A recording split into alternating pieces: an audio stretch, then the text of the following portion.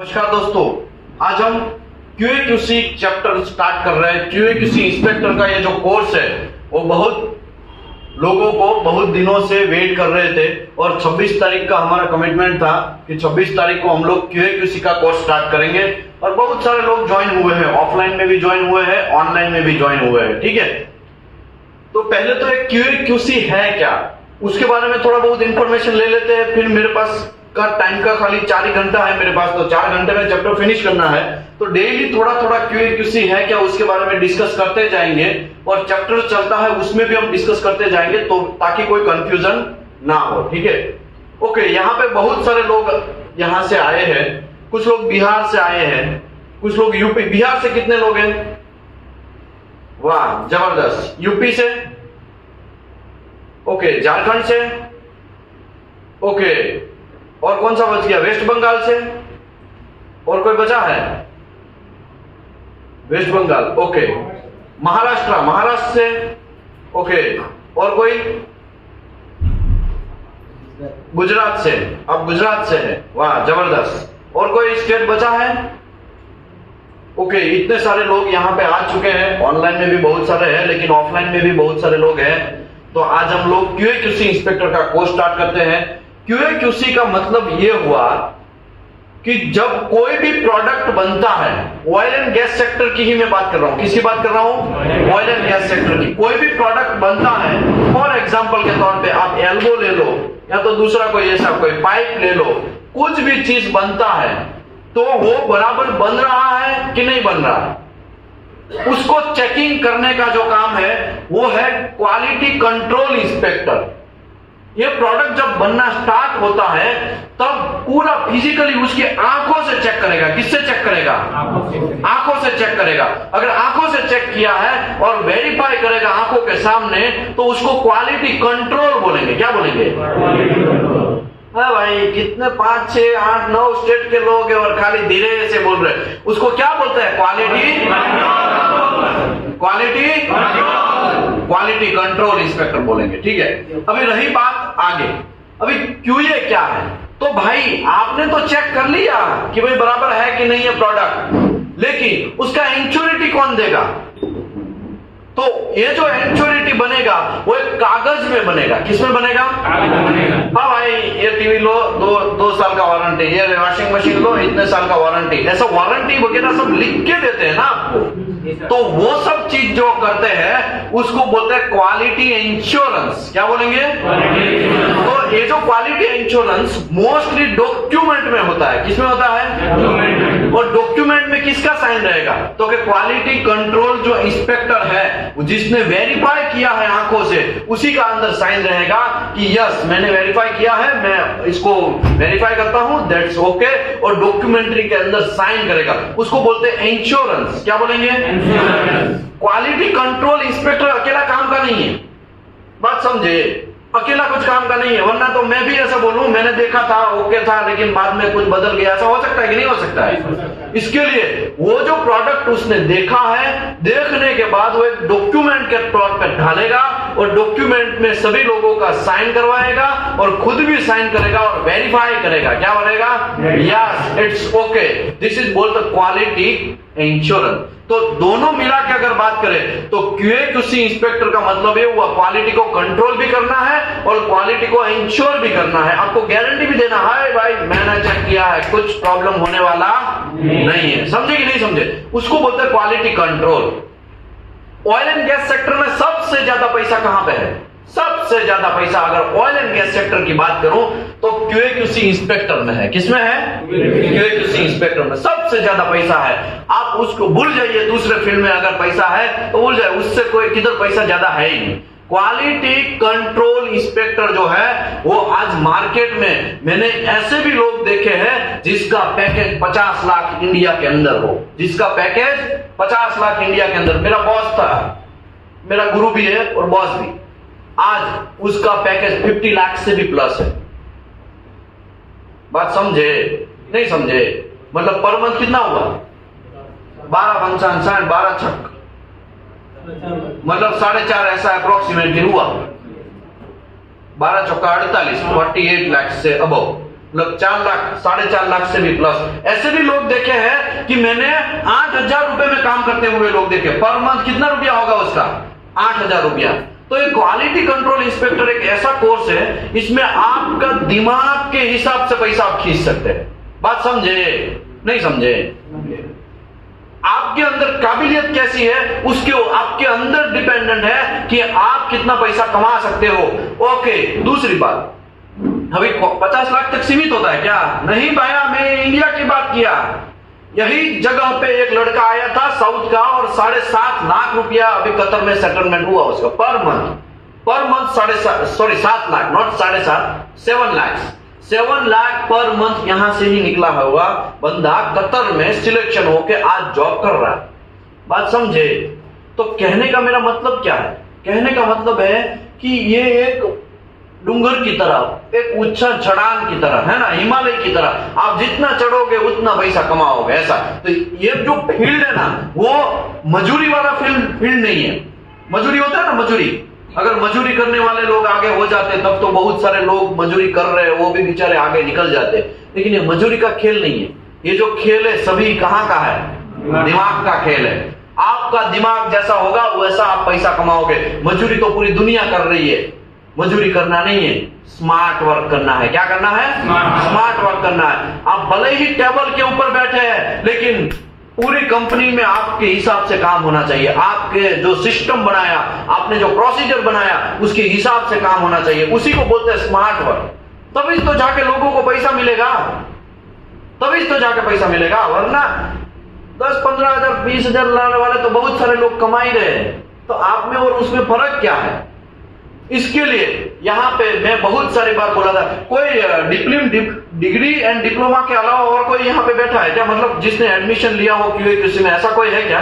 Diploma and degree के अलावा कौन सा है क्वालिफिकेशन आपका? 12 पास। ठीक है, मतलब आप खाली बैठे हैं आज, ऐसा है ना? कोर्स भी करेंगे। ओके, जनरली है ना, हम लोग ऐसा रिफर करते हैं कि डिप्लोमा एंड डिग्री वाले को ज्यादा रिफर करते हैं। उसका रीजन क्या है? उसका रीजन ये है क्योंकि डिप्लोमा एंड डिग्री के जो कोर्स कंटेंट है ना, मोस्टली कुछ टेक्निकल वर्ड होते हैं ना, उसी को समझ पाते हैं। इसी की वजह से हम लोग उन लोगों को ज्यादा रिफर करते हैं। उसका रीजन ही यही है। बात समझे? ओके, तो आइए हम लोग स्टार्ट करते हैं हमारा chapter number 1, procedure for storage. Storage का प्रोसीजर, किसको स्टोर करना है? तो कि भाई स्टोरेज भी करना है, ड्राइंग भी करना है, बैकिंग भी करना है, इश्यू भी करना है और कंट्रोल भी करना है। किसको?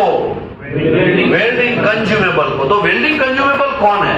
तो मेरे भाई, मेरे हाथ में ये जो है ना, वो वेल्डिंग कंज्यूमेबल है। क्या है? Welding consumable.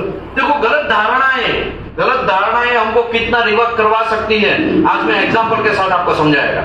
गलत धारणाएं कहां लेके जा सकती है आपको, वो आज आपको मैं एग्जांपल के साथ समझाएगा। दूसरी बात, इंडिया में क्या सिस्टम से हम लोग काम कर रहे हैं मोस्ट ऑफ कंपनी में, और गल्फ में कैसे काम हो रहा है, उसका कंपैरिजन करते करते दिखाएगा, ताकि है ना आपको कॉन्फिडेंस आए। बात समझे? क्योंकि देखो, मेरा अगर मैं एक्सपीरियंस की बात करूं तो मुझे अच्छा खासा एक्सपीरियंस, मतलब अच्छा खासा तो नहीं बोलेंगे, ये तो समंदर है। नॉलेज जो है ना, एक समंदर है। समंदर में से एक बाल्टी ले लिया, इसका मतलब ये नहीं कि मैंने पूरा समंदर ले लिया, ऐसा नहीं होता है। एक नॉलेज है, नॉलेज मतलब एक समंदर है। तो मुझे थोड़ा बहुत इंफॉर्मेशन है। गल्फ कंट्री में मैं सऊदी में गया, बहरीन में, दुबई में, ऐसे बहुत सारी कंट्री घुमा। उसके बाद इंडिया में भी बहुत सारी कंपनी घुमा। क्या घुमा? कंपनी। इंडिया में तो एक ही कंट्री है ना, तो इंडिया में बहुत सारी कंपनी घुमा और बहुत सारी कंट्री बाहर की साइड घुमा। तो मुझे जो एक्सपीरियंस हुआ है, वही एक्सपीरियंस मैं आपको प्रेजेंट करते करते, कंपेयर करते करते समझाएगा, ताकि आपका दिमाग का ताला खुले। क्या खुले? दिमाग का ताला खुले कि हाँ, ऐसा भी होता है। क्या ऐसा भी होता है? तो ये सब चीज का इंफॉर्मेशन हम लोग आज स्टार्ट करेंगे। Welding consumable. तो वेल्डिंग कंज्यूमेबल में कौन कौन आता है?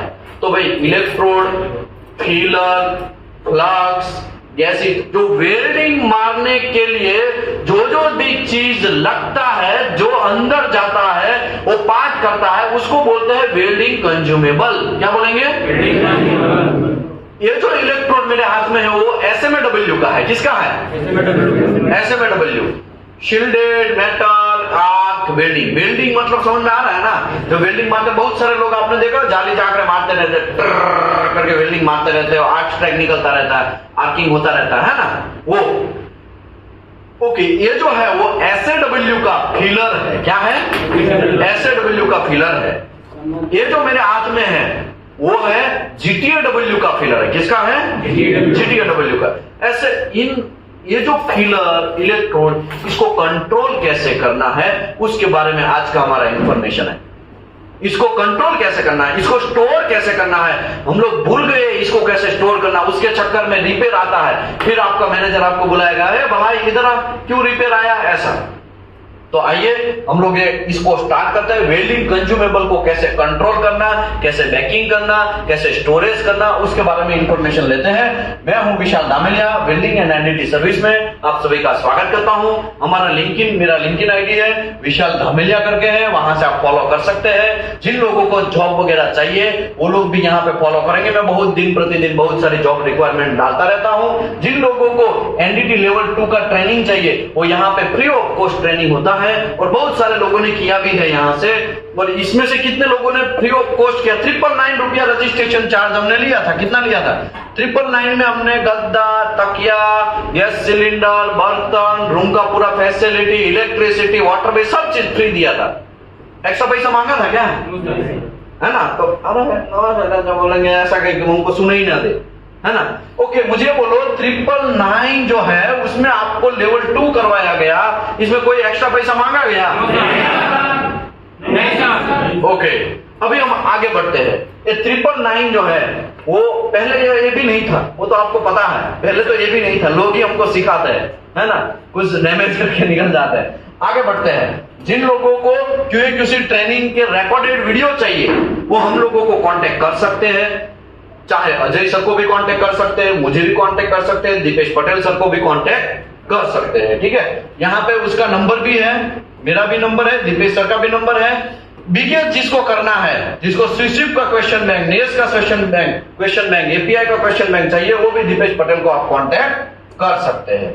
अभी देखो पर्पस, कोई भी प्रोसीजर मैं आपको ऐसे समझाएगा ताकि एक चीला हो, एक इंडस्ट्री में कैसे काम होता है ना उसके बारे में, एक टॉपिक्स कैसे होते हैं उसके बारे में समझ लो। आपको प्रोसीजर बनाना है। किसका प्रोसीजर? कि ये जो इलेक्ट्रोड आपके हाथ में है, ये मेरे हाथ में जो इलेक्ट्रोड है उसको कैसे कंट्रोल करें, इसको क्या करें? कंट्रोल करें। इसको स्टोर कैसे करें उसके बारे में प्रोसीजर बनाना है। तो सबसे पहले आपको कोई भी प्रोसीजर बनाओ, हाइड्रो टेस्ट का प्रोसीजर बनाओ, न्यूमेटिक टेस्ट का प्रोसीजर बनाओ, इलेक्ट्रोड का प्रोसीजर बनाओ, या तो फिर आपको ग्राइंडिंग का प्रोसीजर बनाओ, वेल्डिंग का प्रोसीजर बनाओ, या तो फिर आप पिक ल्यूब पैसिवेशन का प्रोसीजर बनाओ, लॉन्ग सिम फिटअप का प्रोसीजर बनाओ। वो सभी के लिए रिस्पॉन्सिबल QA/QC इंस्पेक्टर लोग है। कौन है? और मैं आपको ये भी साथ में समझाता जाएगा कि प्रोसीजर कैसे बनाया जाता है। सबसे पहले आपको एक टॉपिक्स डालना है, उसका नाम है पर्पज एंड स्कोप। ये आपको डाल देना है। सबसे पहला टॉपिक्स का नाम क्या होना चाहिए? पहले तो हम लोग उसको इंडेक्स बोलते हैं। क्या बोलते हैं? इंडेक्स में लिखेंगे, पहले पर्पस लिखेंगे, बाद में रिस्पॉन्स, कौन कौन रिस्पॉन्सिबल है वो लिखेंगे, उसके बाद में हम क्या लिखेंगे कि भाई जनरल रिक्वायरमेंट क्या है, फिर प्रोसीजर लिखेंगे, फिर डॉक्यूमेंटेशन, रिकॉर्ड एंड रिजल्ट, ऐसा करके पूरा प्रोसीजर बनाएंगे ना। तो इसी के हिसाब से मैं आपको समझाता जाएगा। दिस प्रोसीजर, देखो ये जो प्रोसीजर मैं समझाने जा रहा हूं वो है क्या? This procedure is provide guideline for proper storage. Guideline कर रहा है किसका? ओके, कंज्यूमेबल का स्टोरेज कैसे करना है, ड्राइंग कैसे करना है, expose of welding material for controlling कैसे करना है, एक्सपोज ज्यादा ना हो या एक्सपोज ना हो इसके लिए कैसे कंट्रोल करना है, वो मेंटेनिंग कैसे करना है, इश्यूइंग ऑफ वेल्डिंग मटेरियल को इश्यू कैसे करना है, इसको आपको वेल्डर को देना पड़ेगा ना। ये आपके जेब में रहेगा तो क्या काम होगा? नहीं, वेल्डर को देना पड़ेगा। और उसको भी कैसे देना है उसके भी rules and regulation. Oil and gas sector है ना, पूरा का पूरा रूल्स एंड रेगुलेशन से चलेगा। आपके दिमाग में जो है वैसे नहीं चलेगा। आपको खाली क्या करना है, प्रोसेस को फॉलो करना है। क्या करना है, प्रोसेस को फॉलो करना है। इसके बारे में इसमें इंफॉर्मेशन है।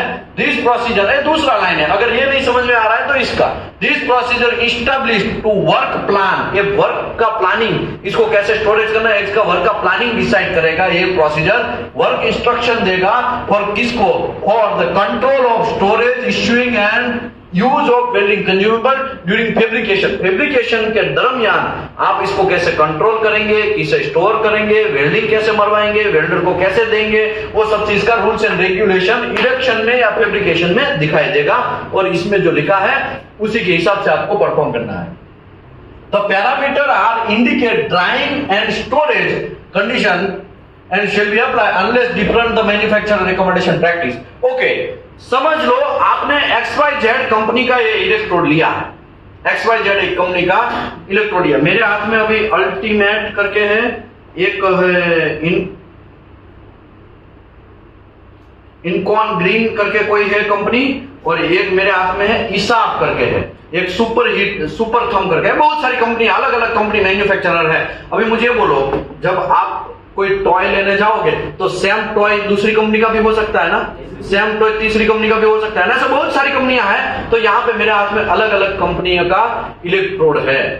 अभी ये इलेक्ट्रोड है, वो कैसे स्टोर करना है, कंट्रोल करना है, कैसे बैकिंग करना है, वो सबसे पहले आपको किसको फॉलो करना है, वो कंपनी ने जो बनाया है उसके रूल्स एंड रेगुलेशन आपको फॉलो करना है। ओके, जब आप टीवी लेके आते हैं सैमसंग का, तो उसमें आपको समझाते हैं ना, ये बटन चालू का है, ये बटन ऑन का है। ऐसा हो सकता है ना कि भाई दूसरे कंपनी का आप टीवी लेके आओ तो उसमें चालू ऑन एंड ऑफ करने का तो कोई और बटन हो, ऐसा हो सकता है। तो आपको जो प्रोसेस फॉलो करना है वो मैन्युफैक्चरर का प्रोसेस फॉलो करना है, मैन्युफैक्चरर जो बोलता है वो फॉलो करना है।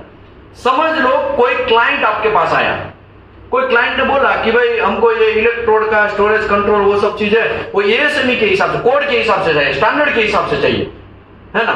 मैन्युफैक्चरर जो है उसने कुछ नहीं बोला, मैन्युफैक्चरर ने तो आपको ऐसे ही इलेक्ट्रोड दे दिया, तो आपको कोड एंड स्टैंडर्ड को फॉलो करना पड़ेगा। कोड एंड स्टैंडर्ड, आज मैं आपको कोड एंड स्टैंडर्ड ही समझाने वाला हूं कि उसमें रूल्स क्या है, रेगुलेशंस क्या है। अगर आप इसको प्रॉपर स्टोरेज एंड कंट्रोल नहीं करेंगे तो लोचा क्या होगा, रिपेयर आएगा। क्या आएगा, रिपेयर आएगा। और रिपेयर आएगा तो आपके लग जाएंगे। समझ में आया? इसके लिए आपकी लगे ना, क्योंकि रिपेयर आएगा ना तो सबसे पहले किसका बाइंड झाला जाएगा, QA/QC इंस्पेक्टर का। भाई इधर मैनेजर आप ही को बुलाएगा, प्रोडक्शन वाला भाई आप ही को बुलाएगा, क्वालिटी हेड भी आप ही को बुलाएगा, प्रोजेक्ट मैनेजर जो है, प्रोजेक्ट हेड है वो भी आप ही को बुलाएगा, CEO भी शायद आप ही को बुलाएंगे, छोटा कंपनी स्केल का है तो। कौन रिस्पॉन्सिबल है? रिपेयर आने के लिए रिस्पॉन्सिबल है QA/QC इंस्पेक्टर। तो वो ना आए इसके लिए हमें क्या करना है वो आपको देखना है, ठीक है। रिस्पॉन्सिबिलिटी, ये रिस्पॉन्सिबिलिटी किसका है? Store person are responsible to comply with this procedure. ये जो प्रोसीजर पूरा का पूरा समझाने जा रहा हूं उसके लिए कौन रिस्पॉन्सिबल है? Store person. स्टोर पर्सन उसके लिए जिम्मेदार है कि भाई ये प्रोसीजर में जो लिखा है वो उसके हिसाब से ही काम करना है। ओके, अभी स्टोर पर्सन ने ये जो लिखा है उसके हिसाब से काम नहीं किया तो आपका एंट्री होगा। किसका एंट्री होगा? पुलिस वाले। आप लोग जो है ना वो ऑयल एंड गैस सेक्टर के पुलिस वाले हैं। क्या है? पुलिस वाले हैं। पुलिस का एंट्री कब होगा? जब कोई मर्डर होगा, जब कोई खून होगा, XYZ क्रिमिनल कुछ चांसेस होगा, है ना, तभी पुलिस वाले का एंट्री होता है ना। तो ये आपका संविधान है। ये क्या है? संविधान है। और प्रोसीजर है वो आपका संविधान है। आपके संविधान के अंदर एक वर्ड भी ऐसे वैसे किसी ने किया, एक वर्ड मतलब इसमें लिखा है वैसा नहीं किया तो तुरंत आपका एंट्री होगा।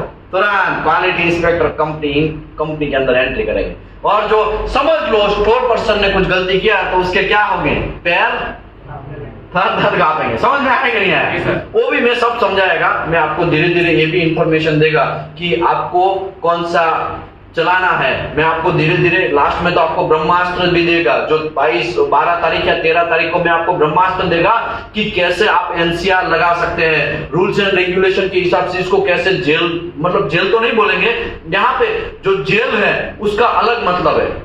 इंडस्ट्री के अंदर आपको NCR लगाना है। क्या लगाना है? NCR। आप आपका हथियार है, आपके पास पता है कि भाई हाँ ये तो QA/QC इंस्पेक्टर है, उसके पास ये हथियार है, लेकिन वो हथियार चलाना तो आना चाहिए ना। अभी चलाना ही ना आए तो फिर बोलेंगे हम तो पुलिस वाले। तो कहाँ के पुलिस वाले भाई, कहाँ के आप इंस्पेक्टर, आपको NCR बनाना ही ना आए तो कहाँ के पुलिस वाले। तो मैं धीरे धीरे करके सब समझाएगा, लेकिन सब्र करो, अभी पहला दिन है, थोड़ा आज नहीं कह के लेंगे, लेकिन धीरे धीरे फिर आपकी क्या करेंगे, है ना। अभी क्या है, आज स्लोली चलेगा। कैसा चलेगा, slowly. Store person are responsible to comply with this procedure. ये प्रोसीजर के अंदर जो भी लिखा है वो किसको फॉलो करना है, स्टोर पर्सन को फॉलो करना है। अभी आपका एंट्री सर, ये देखो मैं रिस्पॉन्सिबिलिटी क्यों लिखा, रिस्पॉन्सिबिलिटी इसके लिए लिखना है ताकि कोई भी अपनी जिम्मेदारी से भाग ना पाए। इसके लिए रिस्पॉन्सिबिलिटी तो आपको समझना ही पड़ेगा। और QC इंस्पेक्टर हो या तो वेल्डिंग इंस्पेक्टर हो या तो वेल्डिंग इंजीनियर हो, QC इंस्पेक्टर, वेल्डिंग इंजीनियर या वेल्डिंग इंस्पेक्टर जो है is responsible to update and ensure the implementation of this procedure। ये प्रोसीजर के अंदर ये हमारा संविधान है, उसको अपडेट करना है या उसको आपको कुछ चेंजेस करना है। आपको क्या करना है, चेंजेस, अपडेट करना। मतलब ये वर्ड थोड़ा गलत, मतलब एक संविधान को चेंज करना है। तो संविधान को चेंज कौन कर सकता है, जिसने बनाया है वो, मतलब QC इंस्पेक्टर। QC inspector. अभी आप बोले सर मैं तो रिजाइन मार के निकल गया। सर वो जो हमारा संविधान बना, हमारा इंडिया का संविधान किसने बनाया, आम्बेडकर साहब ने। अभी आम्बेडकर साहब तो चले गए, फिर भी संविधान चेंज होगा ना, तो उसकी जगह दूसरा कोई होगा, समझे। लेकिन डिपार्टमेंट उसी का होना चाहिए, समझे। समझ लो ये हमारा संविधान है, उसमें कुछ गड़बड़ी हुआ है, लिखने में टाइपिंग एरर हुआ है, या तो कोई अलग से रूल्स ऐड करना है, तो आप ही के पास अथॉरिटी है और किसी के पास नहीं। समझ में आया कि नहीं आया? प्रोडक्शन वाला बोल देगा नहीं नहीं ये स्टोर पर्सन यहाँ पे निकाल दो, यहाँ पे है ना QC इंस्पेक्टर कर दो। ऐसा ये प्रोडक्शन वाला कर सकता है? वो नहीं कर सकता। संविधान आप ही को बनाना है और किसी को बनाना नहीं है। समझ में आया? हाँ, अभी आप बोलेंगे सर हम लोग बनाएंगे लेकिन हमको पता नहीं है, इसके लिए तो ये QA/QC इंस्पेक्टर का कोर्स है। इसमें 18 दिन में ऐसा आपका माइंड क्लियर किया जाएगा कि आप जैसे ही ऑयल एंड गैस सेक्टर में निकलोगे ना, एक शेर निकले की तरह। कैसा होगा? एक शेर निकलता है ना वैसे। लेकिन हम कितना भी समझाएं, लेकिन आप ही का दिमाग अगर नहीं चलाएंगे तो कुछ काम का नहीं है। सभी खेल किसका है? दिमाग का खेल है। यही जगह पे बहुत सारे लोग बैठे हैं, ठीक है ना। पीछे वाले को तो शायद ये नंबर भी ना दिखे, छोटे छोटे, है ना। ऐसा बहुत सारे लोग यहाँ पे बैठे हुए हैं। अभी ये भाई साहब का सैलरी कुछ और हो सकता है, पीछे वाले का ज्यादा भी हो, कम भी हो। इससे ऐसा भी हो कि वहां पे पीछे से साहब बैठे, वो XYZ कंपनी में सिलेक्ट हो और उसको ज्यादा भी सैलरी मिले। मैं तो यहाँ पे पूरा का पूरा परोसेगा, लेकिन डिपेंड ऑन योर माइंड कि आप कितना लेंगे, आप कितना कवर करेंगे, आप कौन सी कंपनी में तनाव मारेंगे। समझे कि नहीं समझे? ओके, अभी ये जो लोग हैं वो अपडेट कर सकते हैं। किसको अपडेट कर सकते हैं? प्रोसीजर को, या तो इंश्योर कर सकते हैं। इंश्योर मतलब इसके हिसाब से काम हो रहा है ना भाई, तूने उल्टा कुछ काम नहीं किया ना। अगर उल्टा काम किया है तो ये तीनों इंस्पेक्टर का एंट्री होगा। किसका एंट्री होगा? भाई इधर तुम्हारी कह के लेते, तुमको जेल में, मतलब जेल मतलब NCR मारते हैं। क्या मारते हैं? NCR मारते हैं। समझ में आया ना? NCR का बाद में, क्योंकि देखो अभी आप कुछ लोग यहाँ पे क्वालिटी वाले ऐसे भी हैं, उसका मिसयूज करते हैं। अपनी अथॉरिटी का क्या यूज करते हैं? मिसयूज करते हैं। क्वालिटी वाला सबकी बजा देगा, अरे आपकी कोई बजा के निकल जाएगा। समझ में आया ना? ऐसा एटीट्यूड दिखाने का नहीं, गलत काम करने का नहीं। आजकल मार्केट में भी बहुत सारे पुलिस वाले, बहुत सारे पुलिस वाले ऐसे भी है कि ईमानदार है, लेकिन कुछ पुलिस वाले ऐसे भी है ना, करप्टेड है कि नहीं है। तो यहाँ पे भी यही हाल है, ऑयल एंड गैस सेक्टर में भी यही हाल है कि कुछ क्वालिटी वाले ईमानदार होते हैं, लेकिन कुछ क्वालिटी वाले हैं ना, टेबल के नीचे से क्या करते हैं? करप्शन करते हैं। मेरा पास कर दो, चाय पानी का दे देंगे, क्या बोलेंगे? और वो कौन ऑफर करेगा? प्रोडक्शन इंजीनियर है या what ever, purchase department, planning department, what ever. आपको मैं सब आज समझाने वाला, आज तो नहीं 18 दिन में यही बात समझाने वाला हूं कि आपको कैसे बचना है, आपको सिस्टम से कैसे आगे निकलना है, आपको हॉनेस्टली कैसे काम करना है। समझ में आया?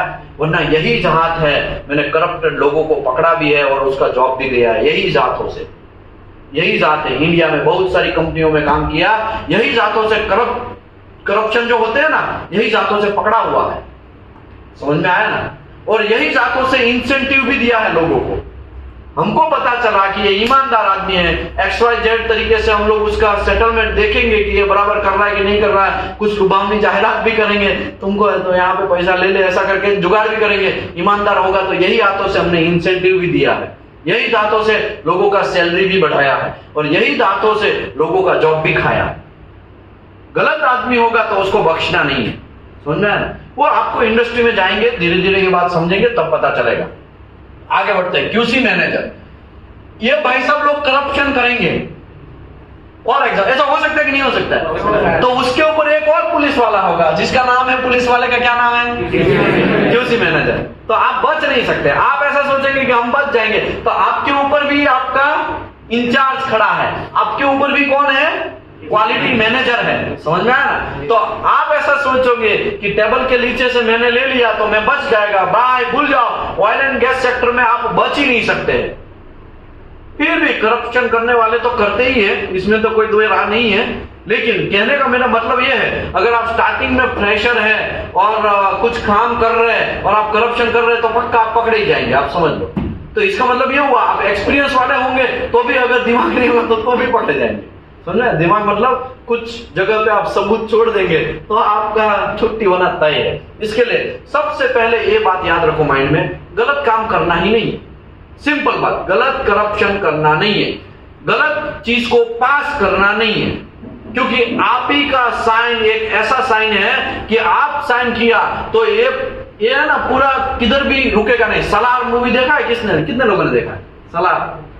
कितने लोगों ने देखा ना? उसमें वो क्या आता है, वो स्टैंप आता है तो कोई रोकेगा नहीं, सीधा एकदम निकल जाएगा, कोई भी बॉर्डर पे रुकने वाला नहीं है ना? ऐसा था कि नहीं है? चला, वैसे ही आपका साइन हो गया ना तो कोई रुकेगा नहीं। हाँ, लेकिन रोकने वाला कौन है? QC manager. वो शायद रोक सकता है, ठीक है ना? अभी ऐसा भी हो सकता है इन लोगों ने भी गलती किया, इन लोगों ने भी जाने दिया, तो इसके भी ऊपर है TPI है। क्या है? तो वो पकड़ेगा। अगर TPI ने गलती किया तो उसके ऊपर भी कौन रहेगा? क्लाइंट रहेगा। समझ में आया ना? तो आप भूल जाओ कि आपका टैटू मार दिया है या क्या मार दिया है, स्टैम्प मार दिया है, तो कोई भी बॉर्डर पे नहीं पकड़ेंगे। तो प्रभास ने उसको भी पकड़ लिया, पकड़ा है कि नहीं पकड़ा, है ना? आगे बढ़ते हैं। कितने लोगों ने देखा? फिर से बोलिए। वाह वाह, बहुत सारे लोगों ने, जबरदस्त। आगे बढ़ते हैं। Quality manager ensure that the welding consumable control are carried out sequence with the quality plan, ITP, QAP and project specification। देखो, प्रोसेस किसने बना दिया? QC ने बना दिया प्रोसेस। भाई हमने बना दिया सब ओके। ऐसा होता है क्या? आप बना सकते हैं लेकिन अप्रूव करने के लिए किसके पास जाएगा? QC मैनेजर के पास जाएगा। समझ रहे हो कि नहीं समझ रहे हो? अप्रूव करने के पास उसके पास जाएगा और वो क्या देखेगा? वो पहले तो QAP या ITP देखेगा। ITP मतलब इंस्पेक्शन टेस्ट प्लान देखेगा कि भाई ये मुत्तु स्वामी ने बराबर तो प्रोसीजर बनाया ना, वरना इसके भी ऊपर कौन है? TPI है, वो बजा सकता है। और TPI के ऊपर भी कौन है? क्लाइंट है। समझ में आया ना? तो कुछ गलत नहीं होगा ना? ITP के हिसाब से बनाया ना। प्रोजेक्ट का स्पेसिफिकेशन है, प्रोजेक्ट का जिसका कस्टमर का जो रिक्वायरमेंट है, कस्टमर का रिक्वायरमेंट जो है ना ऑल टाइम किस में रहेगा? प्रोजेक्ट स्पेसिफिकेशन के अंदर रहेगा। कस्टमर का रिक्वायरमेंट का मतलब क्या है? कस्टमर का रिक्वायरमेंट मतलब कस्टमर आपके पास आएगा और आपको बोलेगा कि हमें ये प्रेशर वेसल चाहिए, मुझे हीट एक्सचेंजर चाहिए, मुझे 3 चाहिए, मुझे 4 चाहिए, या इतना चाहिए, ये चाहिए। आपको टीवी लेना है तो आप नहीं जाते हैं मॉल में या फिर कोई जहां पे टीवी बेचता है वहां जाते हैं ना? देखो भाई, हमको 15.3 इंच वाला नहीं, 18 इंच वाला चाहिए, 24 इंच वाला चाहिए, 75 इंच वाला चाहिए, 80 इंच वाला चाहिए, व्हाटएवर जो भी XYZ। तो आप वहां जाके आपका रिक्वायरमेंट बोलते हो ना? वैसे ही यहाँ पे कस्टमर जो है वो उसका रिक्वायरमेंट किस में बोलेगा? प्रोजेक्ट स्पेसिफिकेशन के अंदर। और प्रोजेक्ट स्पेसिफिकेशन किसको पढ़ना आना चाहिए? QC मैनेजर को पढ़ना आना चाहिए, QC मैनेजर को। लेकिन इंडिया में प्रॉब्लम यह है, काका मामा भांजा वाला सिस्टम हो गया है। क्या हो गया है? काका मामा। इसी की वजह से आज हमें ऐसे कोर्स स्टार्टअप करने पड़े। बात समझे? काका मामा भांजा समझ में आ रहा है? मेरा मामा का लड़का है, ले लेना भाई। ऐसा देखो भाई, एक ही रिक्वायरमेंट है, मैं तुमको ले लेता हूं, कोई प्रॉब्लम नहीं है, अब आ जाओ। अभी मुझे ये बोलो, इसमें स्किल पीपल क्या होगा? मर्डर होगा ना। स्किल पीपल का क्या होगा? आज भी मुझे याद है, बड़ौदा में एक इंटरव्यू हुआ, ओपन इंटरव्यू बोलते, क्या बोलते उसको? Open interview. खाली 3 रिक्वायरमेंट है। कितनी रिक्वायरमेंट है? 3 रिक्वायरमेंट है। 1000 से भी ज्यादा लोग वहां इंटरव्यू देने के लिए पहुंचे। कितने? 1000 से भी ज्यादा। और वहां पे 10 बजे इंटरव्यू स्टार्टअप होने वाला है। कितने बजे? 10 बजे। लेकिन एग्जैक्टली 10 बज के 5 मिनट पे बोल दिया गया सिलेक्शन हो गया, जाओ। इसका मतलब क्या हुआ? सेटिंग। हाँ, जुगाड़। कोई बोला? कौन बोला? जुगाड़। इसको बोलते हैं जुगाड़। ये जुगाड़ हो गया होगा अंदर अंदर। हमारा पहला लड़का है ना, वो हमारा है, ले लेने का। ठीक है, हाँ भाई, 3 लोग खत्म, इंटरव्यू खत्म। 1000 लोगों का इकोनॉमी के ऊपर इफेक्ट पड़ेगा कि नहीं पड़ेगा?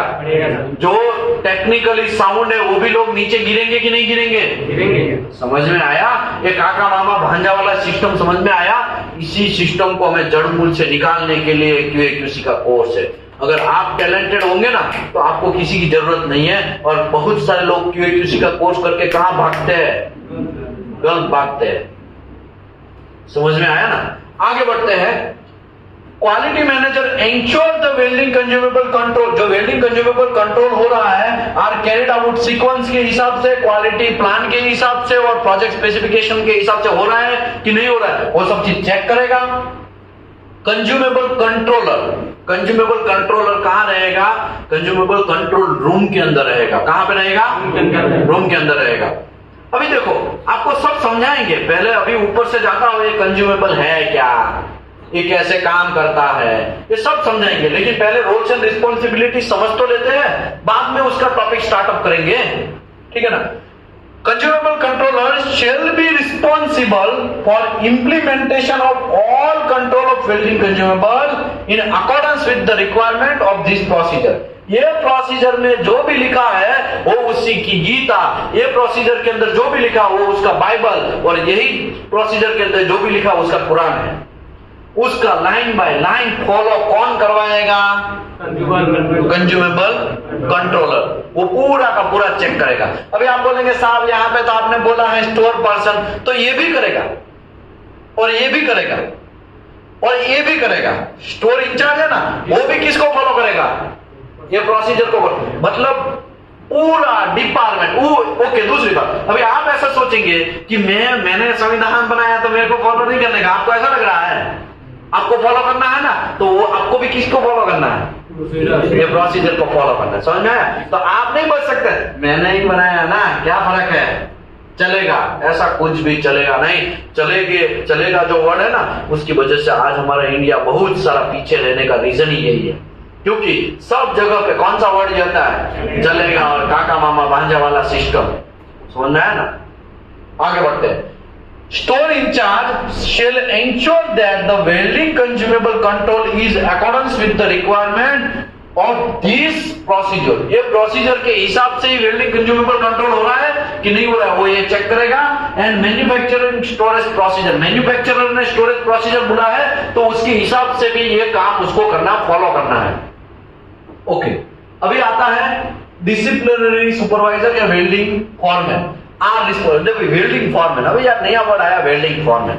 अभी आप बोलेंगे यार हमारे इंडिया में तो ऐसा सिस्टम है ही नहीं वेल्डिंग फॉरमैन का, है यहाँ पे तो सुपरवाइजर जैसा सिस्टम है। क्या है? या प्रोडक्शन इंजीनियर का सिस्टम है, राइट?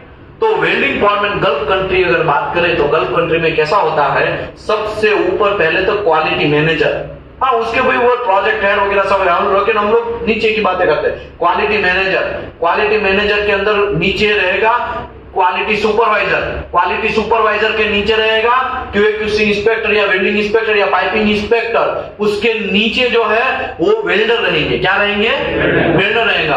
ओके, ये वेल्डर बराबर काम काम कर रहा है कि नहीं कर रहा है वो चेक करने के लिए इंस्पेक्टर रहेगा। ओके, वो वेल्डर को कंट्रोलिंग सिस्टम कौन दिखाएगा और समझाएगा, उसको कंट्रोल मैन पावर का प्रोडक्शन निकालेगा, वो सब चीज कौन करेगा? तो भाई ये वेल्डिंग फॉरमैन करेगा। वेल्डिंग फॉरमैन जो है उसका काम है वेल्डर को दिखाना, देख भाई यहाँ पे काम कर, देख भाई यहाँ पे काम कर, वहां पे अलग अलग काम है वो कर, ये इलेक्ट्रोड इतने लेके आओ, उतना तुमको जरूरत पड़ेगा, ये WPS को फॉलो कर। मतलब ये एक one point of communication, worker से थोड़ा ऊपर का स्टेप, वर्कर से थोड़ा ऊपर। अभी आप बोलेंगे क्यों किसी से, तो भाई वो तो बहुत ऊपर का स्टेप है। क्वालिटी इंस्पेक्टर है वो बहुत ऊपर का स्टेप है, समझ में आया ना? आगे बढ़ते हैं। Welding foreman are responsible for the issuing the correct electrode. अभी अलॉय स्टील का काम है और उसमें घुसेड़ देंगे कार्बन स्टील का वेल्डिंग, तो फिर क्रैक होगा कि नहीं होगा? तो यहां पे आपको ये ध्यान रखना है कि करेक्ट इलेक्ट्रोड जा रहा है कि नहीं जा रहा है, करेक्ट इलेक्ट्रोड वेल्डिंग हो रहा है कि नहीं हो रहा है, वो सब समझाएगा कैसे, ये सब चीज कैसे होगा, कौन सा वेल्डर का कौन सा इलेक्ट्रोड में कौन सा वेल्डिंग, कौन सा जॉइंट में कौन सा वेल्डिंग मारना है, कौन सा इलेक्ट्रोड यूज करना है, वो सब समझाएगा। लेकिन टाइम लगेगा। इसको कितना टाइम बोलेंगे? 18 दिन का टाइम। कितना दिन का टाइम लगेगा? 18 दिन का। Welding foreman are responsible for issuing the correct electrode accordance to the approved WPS and WPS on job site। Site का जो जॉब है उसका एक WPS बनेगा और WPS में आपको समझाएगा चैप्टर नंबर 10। चैप्टर नंबर 10 में मैं आपको WPS समझाएगा। क्या समझाएगा? WPS समझाएगा। और चैप्टर नंबर 3 में मैं आपको वेल्डर सिखाएगा, वेल्डर का क्वालिफिकेशन कैसे करते हैं, WQT कैसे बनाते हैं। और चैप्टर नंबर 10 में मैं सिखाएगा कि WPS कैसे बनाते हैं, PQR कैसे बनाते हैं, कोई भी कंपनी का स्टार्टअप कैसे होता है। एक स्टार्टिंग होता है ना प्रोडक्शन का, वो प्रोडक्शन का स्टार्टिंग है अगर मैं आपको समझा दूं तो ताकि आपका कंफ्यूजन दूर हो जाएगा ना। तो ये सब चीज आएगा धीरे धीरे, सबका बदला लेगा फेजर। समझ आएगा कि नहीं आएगा? आगे बढ़ते हैं। वेल्डिंग इंस्पेक्टर या QC इंस्पेक्टर शेल चेक, ये क्या चेक करेगा? Except the welding consumable are controlled according to the requirement of procedure by। सबसे पहले वेल्डिंग फॉरमैन क्या करेगा? वो ये स्लिप बनाएगा। क्या बनाएगा? स्लिप। मैं आपको स्लिप दिखाता हूं ताकि कोई कंफ्यूजन ना हो। देखो ये वेल्डिंग इलेक्ट्रोड रिक्विजिशन स्लिप है। ये स्लिप पूरा का पूरा तैयार कौन करेगा? वेल्डर करेगा, तैयार करेगा। कौन करेगा? वेल्डर तैयार करेगा। रिक्वेस्टेड बाय वेल्डर, वेल्डर बनाएगा। अब साहब यहाँ पे तो क्या है यार, वेल्डर जो है उसके पास तो इतना नॉलेज होता ही नहीं है कि कुछ लिख ले, तो यहाँ पे नहीं होता है। गल्फ कंट्री में तो क्या होता है? वेल्डर ही सब चीज करता है। वेल्डर का ये स्लिप भी वेल्डर लेता है, स्लिप के अंदर वेल्डर भरता है और उसको कंफर्म कौन करता है? तो कि भाई फॉरमैन या तो फिर प्रोडक्शन सुपरवाइजर, वो उसको कंफर्म करते हैं कि हाँ भाई जो भी लिखा है वो सही लिखा है कि नहीं लिखा। लास्ट में एक्सेप्ट कौन करता है?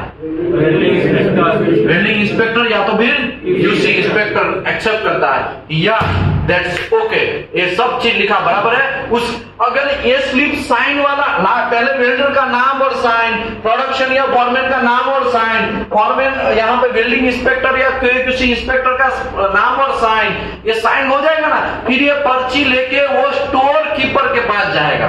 किसके पास जाएगा? वेल्डर स्टोर कीपर के पास। देखो भाई हमको 50 इलेक्ट्रोड चाहिए, यहाँ पे लिखा है कि 50 इलेक्ट्रोड, यहाँ पे क्वांटिटी वगैरह लिखा होगा, रिक्वायर्ड क्वांटिटी लिखा है ना यहाँ पे, वो सब समझाएगा। ये अभी तो खाली मोकअप चल रहा है। कैसा चल रहा है? मोकअप। बाकी ये मैं लाइन बाय लाइन समझाएगा आपको। वहां पे लेके जाएगा तब जाके वो देखेगा अप्रूवल किसका है, तो कि भाई हाँ QC ने साइन कर दिया, हाँ चल भाई। फिर वो पर्ची ले लेगा और वहां से उसको 50 इलेक्ट्रोड चाहिए तो क्या देगा? 50 या 100 जो भी है XYZ वो इलेक्ट्रोड प्रोवाइड करेगा। तो ऐसा सिस्टम होता है, ठीक है। लेकिन अभी हम लोग कहां पे थे? फॉरमैन के ऊपर थे, राइट। ये जो प्रोसीजर है प्रोडक्शन, फिर से पढ़ता हूं, यहां पे कहां में थे? ऊपर में। Responsible for issuing the correct electrode with accordance with approved WPS। Approved WPS के हिसाब से वो करेक्ट है कि नहीं वो चेक करेगा। इसके बाद welding inspector check the accept welding consumable control accordance with the requirement of procedure. ऐसा ना हो कि दूसरा ही कुछ वेल्डिंग लग जाए फिर क्रैक हो जाए। तो ये सब चीज चेक करने का जिम्मेदारी आप लोगों का है। प्रोजेक्ट स्पेसिफिकेशन के हिसाब से वो एमटीसी भी रिव्यू करेगा, verify the drawing, storage and record, all slip वगैरह सब चीज चेक करेगा। ओवन इसका स्टोरेज प्रॉपर हुआ है, इसका कंट्रोलिंग हुआ है, ये सब चीज चेक करने का जिम्मेदारी किसका है? आप लोगों का। हाँ, आप तो लिख के बोल देंगे कि ऐसा ऐसा करो, लेकिन इसका जिम्मेदार आप है। आपको उसको उसके हिसाब से काम हो रहा है कि नहीं हो रहा है। और किसी ने भी चोरी किया है तो तुरंत क्या निकालना है? ब्रह्मास्त्र निकालना है, तुरंत एनसीआर निकालना है और पिछवाड़े मतलब घुसेड़ देना। ठीक है। आगे बढ़ते हैं। QC supervisor will perform the audit. ये ऑडिट परफॉर्म करेगा daily to ensure the performance of this procedure. एक क्यूसी सुपरवाइजर है ना, वो आपसे ऊपर होगा। वो क्या चेक करेगा? आप बराबर काम कर रहे हैं कि नहीं कर रहे हैं, साइट पे आप जा रहे हैं कि नहीं जा रहे हैं टाइमली, साइट पे वहां पे बराबर चेक कर रहे हैं कि नहीं कर रहे हैं। क्योंकि ये जो क्यूसी सुपरवाइजर है ना, उसके नीचे 5, 6 या 8, 10 इंस्पेक्टर होंगे। वो सभी लोग बराबर काम कर रहे हैं कि नहीं कर रहे हैं, वो जिम्मेदारी कौन किसकी है? अगर क्यूसी सुपरवाइजर ने गलती किया तो उसके ऊपर कौन है? QC manager. और उसने भी गलती किया तो उसके ऊपर कौन है? डीपीआई। उसने भी गलती किया तो उसके ऊपर कौन है? तो कोई भी आप ये बंधन से छूट नहीं सकता है भाया। आप ऐसा चाहोगे कि हम क्यूसी वाले बन गए, हम तो 30 बार गांड हो गए, इसकी वहां का सबकी कह के लेंगे, ऐसा नहीं होता है। आपकी कोई कह के ले जाएगा। समझ में आया कि नहीं आया? ओके, रेफरेंस हमने ये प्रोसीजर बनाने के लिए ASME section 9, section 2C and manufacture recommendation practice को लिया है।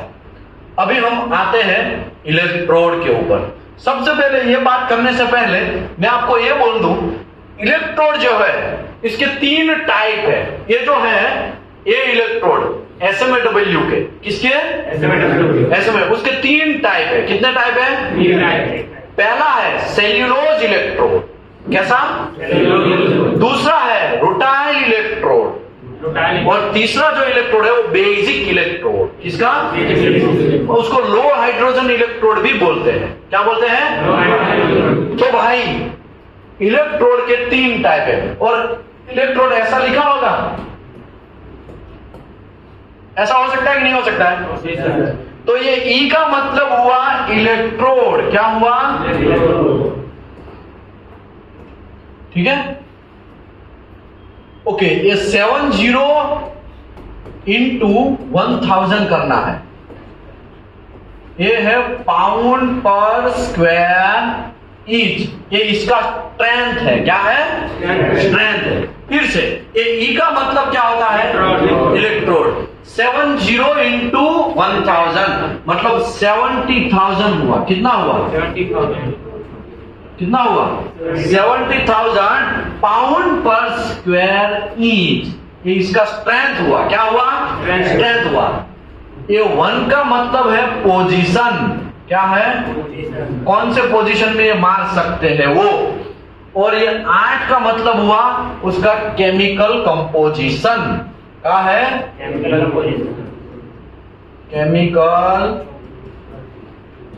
कंपोजिशन। ठीक है भाई, ये सब लिखो बाद में, खाली फोटो खींच लो। अभी ऐसा लिखने का हमारे पास टाइम नहीं है। सटासट एनडीटी में भी ऐसा ही हुआ था ना। एनडीटी में क्या हुआ था? लिखो बाद में, रूम पे जाके जो भी लिखना है लिखो, खाली फोटो खींच के खचाखच आगे बढ़ो। अभी देखो ये इलेक्ट्रोड की व्याख्या हुई, ये इलेक्ट्रोड का पूरा इंफॉर्मेशन हुआ, राइट। अभी हम लोग डिस्कशन जो कर रहे हैं ना, वो इसका डिस्कशन करेंगे। किसका डिस्कशन करेंगे? इसका। अभी देखो, अगर E7010 E7011 अगर लास्ट में 0 या 1 है, क्या है? लास्ट में ये जो लास्ट नंबर है उसमें 0 और 1 है, तो इसका मतलब ये हुआ ये जो इलेक्ट्रोड है वो कैसा है? सेल्यूलोज इलेक्ट्रोड हुआ। कैसा हुआ? कैसा हुआ? कैसा हुआ? वो 50% से 70% ह्यूमिडिटी में भी स्टोर कर सकते, कोई प्रॉब्लम नहीं। 50% से लेके 70%। ओके, इसको हाई हाइड्रोजन इलेक्ट्रोड भी बोलेंगे। क्या बोलेंगे? ओके, ये इलेक्ट्रोड जो है उसके आउटसाइड में सेल्यूलोज इलेक्ट्रोड है, नाम ही उसका सेल्यूलोज है, तो आपके आउटसाइड में सेल्यूलोज होगा, उसके अंदर हाइड्रोजन बहुत होगा। क्या होगा? हाइड्रोजन बहुत होगा। ठीक है, ओके। अभी ये सेल्यूलोज समझ में आ गया। ठीक है, अभी दूसरा हम इलेक्ट्रोड की बात करें, E7012, E7013, E7014, तो ये लास्ट में 2 और 3 है, इसको रूटाइल इलेक्ट्रोड बोलेंगे। क्या बोलेंगे? और लास्ट में अगर 4 है तो उसको हैवी रूटाइल बोलेंगे। क्या बोलेंगे? हैवी रूटाइल इलेक्ट्रोड बोलेंगे। क्या बोलेंगे? Heavy rutile electrode. ठीक है, ओके। इसका जो जब वेल्डिंग मारते तो काला काला स्लेग बनता है, इजीली निकल जाता है। इसका स्लेग क्या होता है? इजीली निकल जाता है। क्या होता है? अभी ये रूटाइल इलेक्ट्रोड का समझ में आ गया, हैवी रूटाइल का समझ में आ गया। ये लास्ट नंबर क्या ही बात है, ये किसका बात चल रहा है? 8 का बात चल रहा है। 8 की जगह वहां पे क्या हो सकता है? 0 भी हो सकता है, 1 भी हो सकता है, 2 भी हो सकता है, 3 भी हो सकता है, 4 भी, 5, 6, 7, 8 ऐसा हो सकता है। समझ में आया? अभी इतना बात आपको समझ में आ गया। अभी मैं दूसरा बातें करते हैं। E70,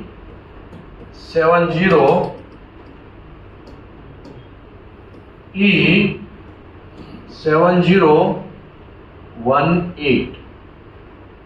E7015, तो लास्ट में 5, 6 और 8 आया। कितना आया? 5, 6, 7, 8 आया। तो इसको बेसिक इलेक्ट्रोड बोलेंगे। क्या बोलेंगे? बेसिक इलेक्ट्रोड बोलेंगे। क्या बोलेंगे? और ये सब मगजमारी जो हो रही है ना, वो इसी की वजह से हो रही है। ये जो है ना, वो डेंजरस आदमी है भाई, बहुत डेंजरस। ये कैसा है? डेंजरस। और इसी के चक्कर में आज हमारा पूरा दिन भर इसी को बात को समझाने का है। अरे यार इसमें क्या है, तो सिंपल है, बस बेसिक इलेक्ट्रोड हो गया। ऐसा नहीं है भाई, इसको रखने में भी कांड है, इसको स्टोर करने में भी कांड है, इसको धूप में भी नहीं रख सकते हैं, इसको बारिश में भी नहीं रख सकते हैं, एकदम बच्चे की तरह रखना है, तब जाके एक आपका वेल्डिंग चकाचक आएगा, तब जाके शायद वेल्डिंग के अंदर कोई पिन होल, पोरोसिटी या क्रैक शायद ना आए। समझ में आया? तो इसी के बारे में डिस्कशन है। तो अभी हम धीरे धीरे समझ। ओके, ये जो इलेक्ट्रोड है, जो ह्यूमिडिटी 70% से कम होना चाहिए, वैसा ही एनवायरमेंट में इसको स्टोर कर सकते हैं। सर ह्यूमिडिटी समझ में नहीं आ रहा है, ह्यूमिडिटी क्या है? बहुत सारे लोगों को दिमाग में ऐसा क्वेश्चन आएगा, ह्यूमिडिटी का मतलब क्या? ह्यूमिडिटी मतलब हवा में भेज, हवा में भेज। एकदम सूखा एनवायरमेंट होना चाहिए। कैसा? सूखा एनवायरमेंट में इसको रखना है। ओके, क्यों रखना क्यों है? तो सबसे इंपॉर्टेंट टॉपिक अभी मैं स्टार्ट करने जा रहा हूं, रखना क्यों है, इसको ऐसे में क्यों रखना है?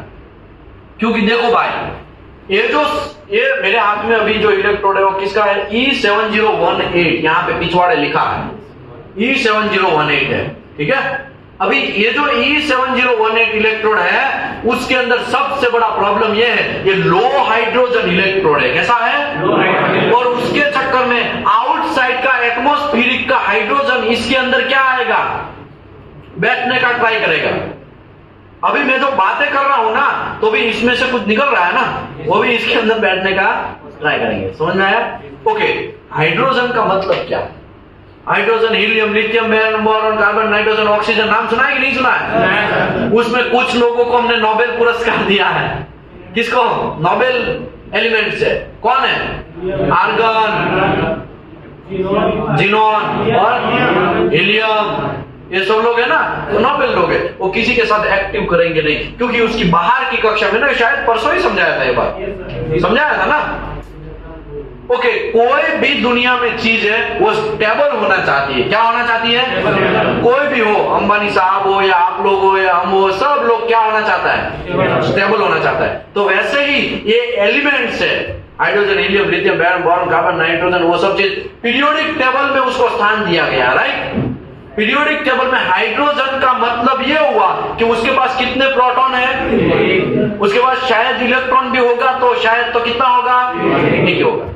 या तो उसकी कक्षा के अंदर आउटसाइड की ऑर्बिट के अंदर या 2 इलेक्ट्रॉन रहना चाहेगा या तो फिर 0 रहना चाहेगा। ये उसके साथ में क्या है, 1 इलेक्ट्रॉन का बोझ है।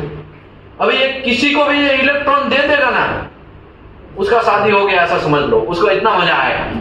लेकिन अगर किसी को दे नहीं सकता है तो किसी से बाहर से भी मार के भी क्या करेगा, 1 इलेक्ट्रॉन ले लेगा। तो आपने देखा होगा हाइड्रोजन गैस, नाम सुना है? तो इसको H2 बोलते हैं। क्या बोलते हैं? देखो हमको पता है सुप्रीम कोर्ट में बहुत कांड चल रहा है ना?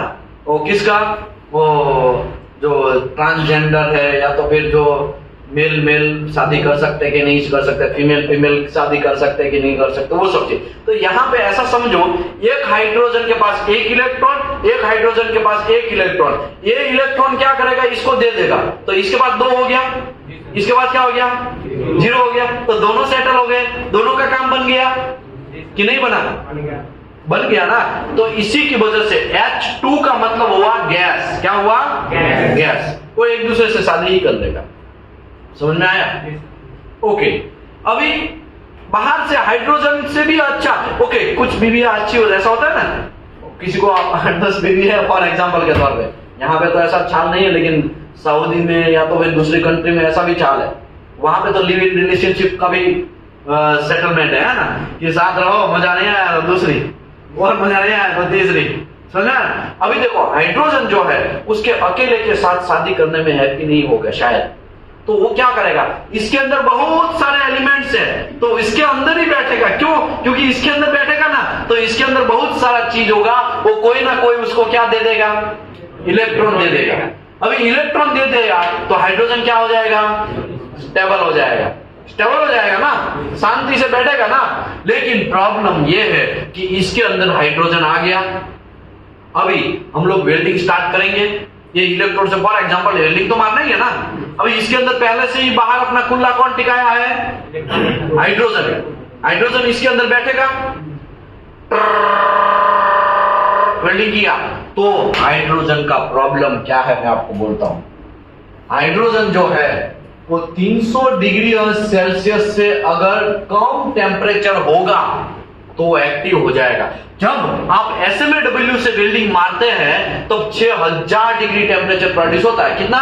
6000। तो इसके अंदर जो हाइड्रोजन था वो किसके अंदर जाएगा, ये वेल्ड मेटल के अंदर जाएगा, इसके अंदर जाएगा ना।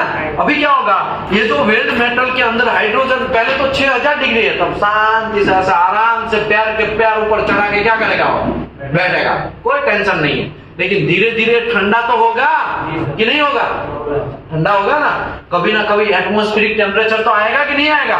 तो धीरे धीरे टेम्परेचर कम होना स्टार्ट होगा। क्या होगा, जैसे ही 300 से नीचे टेम्परेचर आएगा तुरंत हाइड्रोजन के साथ जिसने भी इलेक्ट्रॉन दिया है वो उसको क्या करेगा, तू अलग मैं अलग, हमको कोई फर्क नहीं पड़ता, तुम जाओ। तो हाइड्रोजन अकेला हो जाएगा। अभी हाइड्रोजन अकेला हो जाएगा तो प्रॉब्लम है ना, वो एक्टिव हो जाएगा। क्या हो जाएगा, एक्टिव हो जाएगा। अभी ये भी क्या बन गया है, सॉलिड बन गया। कैसा बन गया है, अभी क्या करेगा वो, कैसे भी करके क्या करेगा, निकलने का ट्राई करेगा। क्यों? क्योंकि एटमॉस्फेरिक में कोई नहीं है तो एक हाइड्रोजन तो उसको तो कोई दे देगा। हाइड्रोजन भी क्या बना लेंगे, गैसेस बना लेंगे, तो एक हाइड्रोजन तो मिले। तो एटमॉस्फेरिक से तो इसको कुछ मिल जाएगा ना। तो यहाँ पे अंदर बैठे बैठे कुछ मिलने वाला है, कुछ नहीं मिलने वाला। तो 300 डिग्री से जैसे ही नीचे टेम्परेचर जाता है हाइड्रोजन इसके अंदर एक्टिव हो जाएगा। और ये हाइड्रोजन इसके अंदर कहां से गया है, ये इलेक्ट्रोड से अंदर गया है। अभी क्या होगा, वो ऐसे ऐसे करके तोड़ के भी क्या करेगा, इसको हाइड्रोजन बाहर निकल। अभी मुझे बोलो, तोड़ के बाहर निकल गया तो उसके पीछे वाले कुछ जगह नहीं छोड़ता जाएगा, मतलब जगह मतलब एक ट्रैक्स नहीं बनाएगा, बनाएगा कि नहीं। तो इसको बोलते हैं hydrogen induced cold crack, HICC बोलते हैं। क्या बोलते हैं, क्या बोलते हैं। तो हाइड्रोजन क्रैक्स आने का रीजन समझ में आया। हाइड्रोजन का क्रैक्स होने का रीजन ये है, ये हमारा इलेक्ट्रोड। क्यों इलेक्ट्रोड, इसको प्रॉपर तरीके से हमने स्टोर नहीं किया, बारिश में भी उसको रखा। और बारिश का पानी, अभी पानी के अंदर क्या होता है, अभी पानी इसके अंदर चला जाएगा तो हाइड्रोजन तो इसके अंदर गया, अभी ये हाइड्रोजन किसके अंदर जाएगा? वेल्ड मेटल के अंदर जाएगा, फिर 300 डिग्री टेम्परेचर से नीचे आएगा, तो फिर क्या होगा? वहां पे क्रैक होगा, क्योंकि हाइड्रोजन बाहर निकलेगा तो क्रैक होने वाला है ना। एकदम सिंपल है भाई, यहां पे लॉजिक लगाने की कोई जरूरत नहीं है। अभी दूसरी बात, हाइड्रोजन क्रैक आया तो आप धंधे पे लग जाएंगे, उसको खोदना पड़ेगा। आरटी पहले तो एनडीटी वाले का एंट्री होगा, क्या होगा? किसका आरटी करना है सर? इसका आरटी करना, तो इसका आरटी करेंगे तो क्या होगा? उसमें से क्या निकलेगा? क्रैक्स निकलेगा। फिर आपका एंट्री होगा, हाँ क्रैक आया, अरे किसने मारा? मुत्तु स्वामी ने। मुत्तु स्वामी इधर किससे मारा तुमने? सर हमको क्या पता, हमने तो बराबर ही मारा। मुत्तु स्वामी भी शायद बराबर हो, लेकिन प्रॉब्लम किसमें था? अभी ये इलेक्ट्रोड का स्टोरेज करना है, उसका सिस्टम में आपको सिखाने जा रहा हूं, क्योंकि आप इसको प्रॉपर तरीके से स्टोरेज करेंगे, इसको प्रॉपर तरीके से बच्चे की तरह रखेंगे, इसके अंदर हाइड्रोजन कोई बैठने नहीं देंगे, तो फिर ये वेल्डिंग के अंदर क्रैक आएगा। समझ रहे हो कि नहीं समझ रहे हो? समझ में आया ना? मेरा कहने का मतलब क्या है? अभी आप सोचो, 1 घंटे तक मैं खाली संभावनाएं बना रहा हूं। क्या बना रहा हूं? संभावनाएं बना रहा हूं। अभी भी आधा घंटा क्या जाएगा? संभावना ही बनाने में जाएगा। ओके, अभी आप बोलेंगे सर आप कभी कभी तो क्रैक नहीं आता है, ऐसा ही रहता है। तो भाई कुछ हाइड्रोजन क्या करेंगे? निकल नहीं पाएंगे, क्योंकि ये क्या हो गया है? सॉलिड हो गया। हाइड्रोजन में इतना स्ट्रेंथ ना हो कि ये मेटल को भी फाड़ सके। जो लोग मेटल को फाड़ के निकल जाएंगे, वहां पे क्या आएगा? हाइड्रोजन इंड्यूस्ड कोल्ड क्रैक आएगा। इसको डीले क्रैक बोलते हैं। क्या बोलते हैं? Delay crack. इसके लिए वेल्डिंग मारने के कुछ टाइम के बाद क्रैक आता है, इसके लिए उसको क्या बोलेंगे? डीले। वेल्डिंग मारने के बाद डीले आता है, थोड़ा वेल्डिंग मारने के बाद आता है क्रैक। कुछ टाइम के बाद जब मटेरियल ठंडा पड़ जाता है तब आता है, तो उसको डीले क्रैक भी बोलते हैं। क्या बोलते हैं? ओके, ये जो हाइड्रोजन इंड्यूस्ड कोल्ड क्रैक है, मोस्ट ऑफ टाइम में हीट अफेक्टेड जोन के अंदर आता है। कहां पे आता है?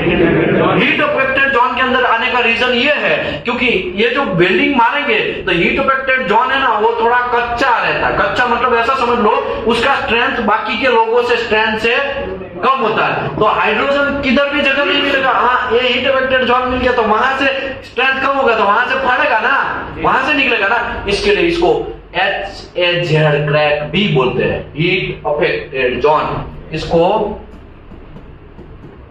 डीले क्रैक्स भी बोलते हैं, या तो फिर उसको HAZ क्रैक्स भी बोलते हैं। ठीक है, समझे कि नहीं समझे?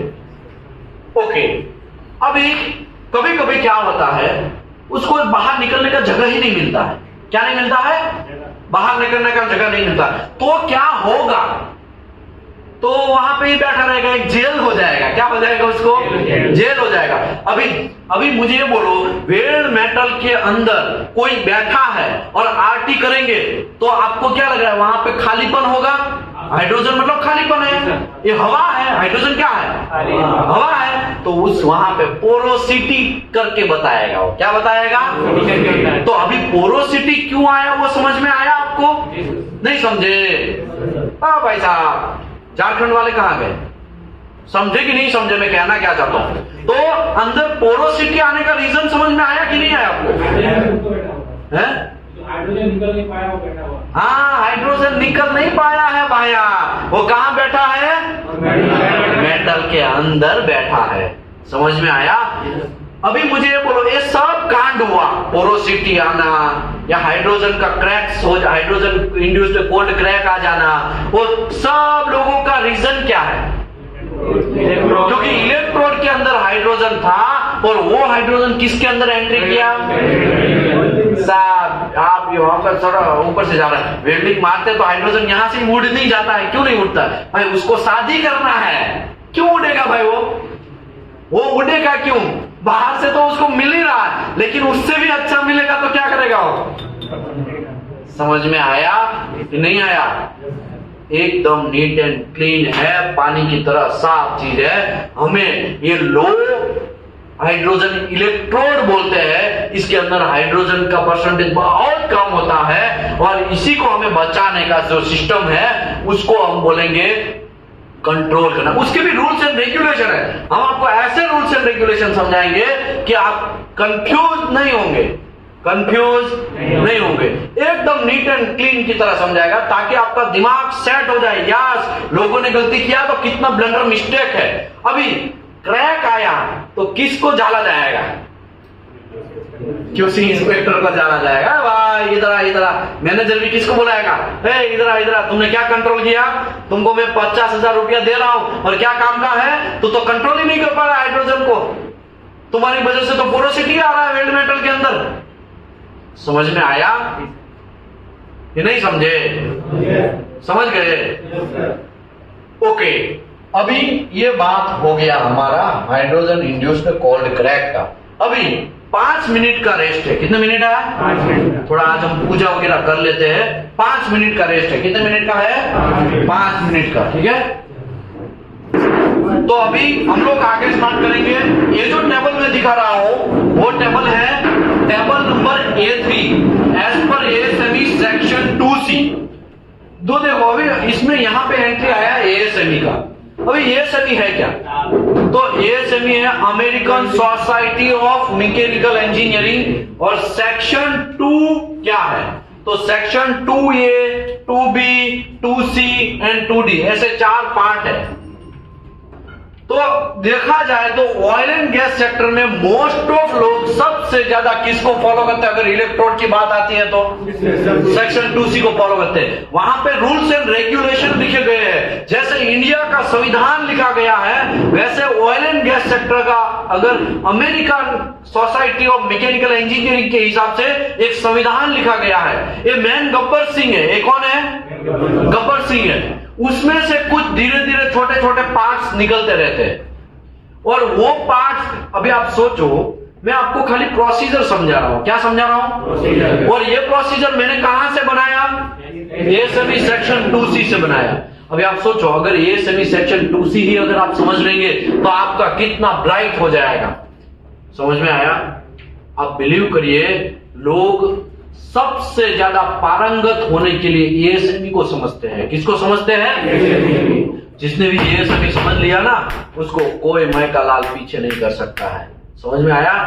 वो आप बोलते ना, हमने कुरान समझ लिया, गीता समझ लिया, बाइबल समझ लिया, तो ये जो है ना, हमारा कुरान गिनो, बाइबल गिनो या तो फिर गीता गिनो, जो भी है वो ASME है। ऑयल एंड गैस सेक्टर का क्या है? संविधान है। समझ में आया ना? हमारे लिए, क्योंकि हमें ये पैसा कमा के देते हैं, हमारा ये नॉलेज इंप्रूव करते हैं, तो वो नॉलेज के हिसाब से हम वो नॉलेज को इंप्लीमेंट करते हैं ऑयल एंड गैस सेक्टर में, और हमारा रोजी रोटी चलता है इससे। बात समझे? नहीं समझे? आगे बढ़ते हैं। अभी आप बोलेंगे यार आपने तो इसके साथ सरखा दिया, तो कंट्रोवर्सी हो सकता है। भाई ये हमारा संविधान जैसा है, ऐसा मैं सरखा नहीं रहा हूं, मैं ऐसा सामने सामने उसको नहीं रख रहा हूं। समझ में आया ना? क्योंकि गीता अपनी जगह है, बाइबल अपनी जगह है, कुरान अपनी जगह है। उसका एक जबरदस्त सुपर वैल्यू ह्यूमन काइंड को गलत नहीं करने का, ह्यूमन काइंड को कैसे जिंदगी को आगे बढ़ाना, गॉड के साथ उसको अट्रैक्शन क्या है, वो सब चीज का अंदर बहुत सारा चीज लिखा गया है। ठीक है ना? ये जो मैं बात कर रहा हूं उसका और इससे कोई मतलब नहीं है, लेकिन मैं आपको एक समझाने के तौर पे एक एग्जांपल के साथ समझा रहा हूं कि ऐसा है। सेक्शन 2C में ऐसा लिखा गया है भाई कि देखो, अगर आपका 7018 है, क्या है? 7018, तो सबसे पहले आपको ये ड्राइंग करना पड़ेगा। क्या करना पड़ेगा? उसके बाद आपको होल्डिंग करना पड़ेगा। क्या करना पड़ेगा? उसके बाद आप उसको यूज कर सकते हैं। क्या कर सकते हैं? अब ये बैकिंग, इसको ड्राइंग को बैकिंग भी बोलते हैं। क्या बोलते हैं इसको? बैकिंग भी बोलते हैं। ठीक है, क्या बोलते हैं? बैकिंग। कोई भी इलेक्ट्रोड जब आता है मार्केट में तो सीधा उसको यूज करने लगना नहीं है। याद रखो, सीधा उसको यूज करना नहीं। सबसे पहले इलेक्ट्रोड आएगा तो वेयरहाउस में आपको उसको रखना है। कहां पे रखना है? कहां पे रखना है? कहां पे रखना है? कहां पे रखना है? देखो, सबसे पहले वेयरहाउस में इलेक्ट्रोड आएगा। व्हाटएवर आपने मंगवाया 600 ton, 500 ton, 300 ton, 100 ton, 2 ton, 5 ton, जो भी मंगवाया, आपकी कंपनी का जो स्टोर डिपार्टमेंट होगा, स्टोरेज जहां पे होता होगा, वहां पे रखा होगा इलेक्ट्रोड कि नहीं होगा? ओके, ये इलेक्ट्रोड का टेस्टिंग कैसे करना वो मैं कल आपको समझाएगा। कल का दिन जो है ना इलेक्ट्रोड का टेस्टिंग का है। किसका है? इलेक्ट्रोड का टेस्टिंग। लेकिन आज अभी समझ लो आपने 200 टन इलेक्ट्रोड मंगवाया। कौन सा इलेक्ट्रोड है? 7018 है। कौन सा है ये? 7018, 200 टन आया। तो ऐसे खुला नहीं आएगा, वो खुला आएगा तो बाहर का धूप गिरेगा कि नहीं गिरेगा? बाहर का एटमॉस्फेरिक का हाइड्रोजन गिरेगा कि नहीं गिरेगा? तो उसको एक ऐसे में लग पैक होके आएगा। कैसे? ऐसे पैक होके आएगा। समझ लो ये पैक हुआ तो आप बोलेंगे हवा तो किधर भी घुस सकती है ना, हवा मतलब हाइड्रोजन, वो तो किधर भी घुस सकता है। तो हमको भी पता है। इसके लिए आपको उसको स्टोर जो है ना वो वेयरहाउस में करना है।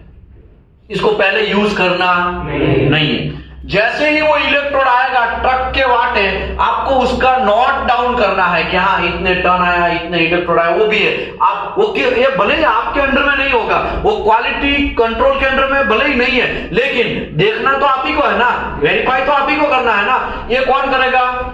ये स्टोर कीपर करेगा या तो स्टोर पर्सन करेगा। ये सब चीज वो करेगा। आपको तो खाली वेरीफाई करके क्या करना है? साइन करना। आपका साइन का वैल्यू जबरदस्त है। अभी आपको आपका साइन का वैल्यू अभी पता नहीं है, लेकिन 18 दिन के बाद ऐसा लगेगा। सोच समझ के साइन करना भैया, वरना उठता तीर पिछवाड़े ना घुस जाए। ऐसा समझ में? 18 दिन के बाद आपको पूरा इंफॉर्मेशन मिलेगा कि आपका साइन का वैल्यू कितना है। और आजकल है ना बहुत सारे फ्रेशर क्वालिटी लोग क्या करते हैं पता है? टेबल के ऊपर ला साइन कर देता हूं और ऐसे हवा करते हैं, प्रोडक्शन हेड होके मेरे पास साइन करवाना है। तुम्हारी कह के लेके गया हूं, वो तुम्हारे साइन करवाने आया, तुमको पता नहीं है तुम्हारे साथ क्या करके गया है वो। और आने वाले फ्यूचर में देखो तुम्हारी कैसे बजाता है वो, और तुमको पता नहीं है। गलत काम था और आपसे क्या करवा लिया उसने? साइन करवा लिया है। आपको कुछ पता नहीं है, तो आपका वैल्यू यहाँ पे समझ में आएगा। इसी की वजह से ये QA/QC इंस्पेक्टर का कोर्स है। ऐसे हवा में QA/QC इंस्पेक्टर का कोर्स नहीं है। एनडीटी अलग सिस्टम है, एनडीटी जो है वो अलग है, और QC डिपार्टमेंट बहुत अलग है, डिफरेंट है। मैं बोला ना, एंड हम सबसे ज्यादा झगड़ा 2 लोगों के बीच में होता है इंडस्ट्री में। ये मैंने देखा है, मैं मेरा एक्सपीरियंस शेयर करता हूं। सबसे ज्यादा 2 लोगों के बीच में झगड़ा होता है। किसके साथ? Production engineer and QC inspector, दोनों के बीच में ही झगड़ा होता रहता है। प्रोडक्शन इंजीनियर के सेनापति लोग कौन है?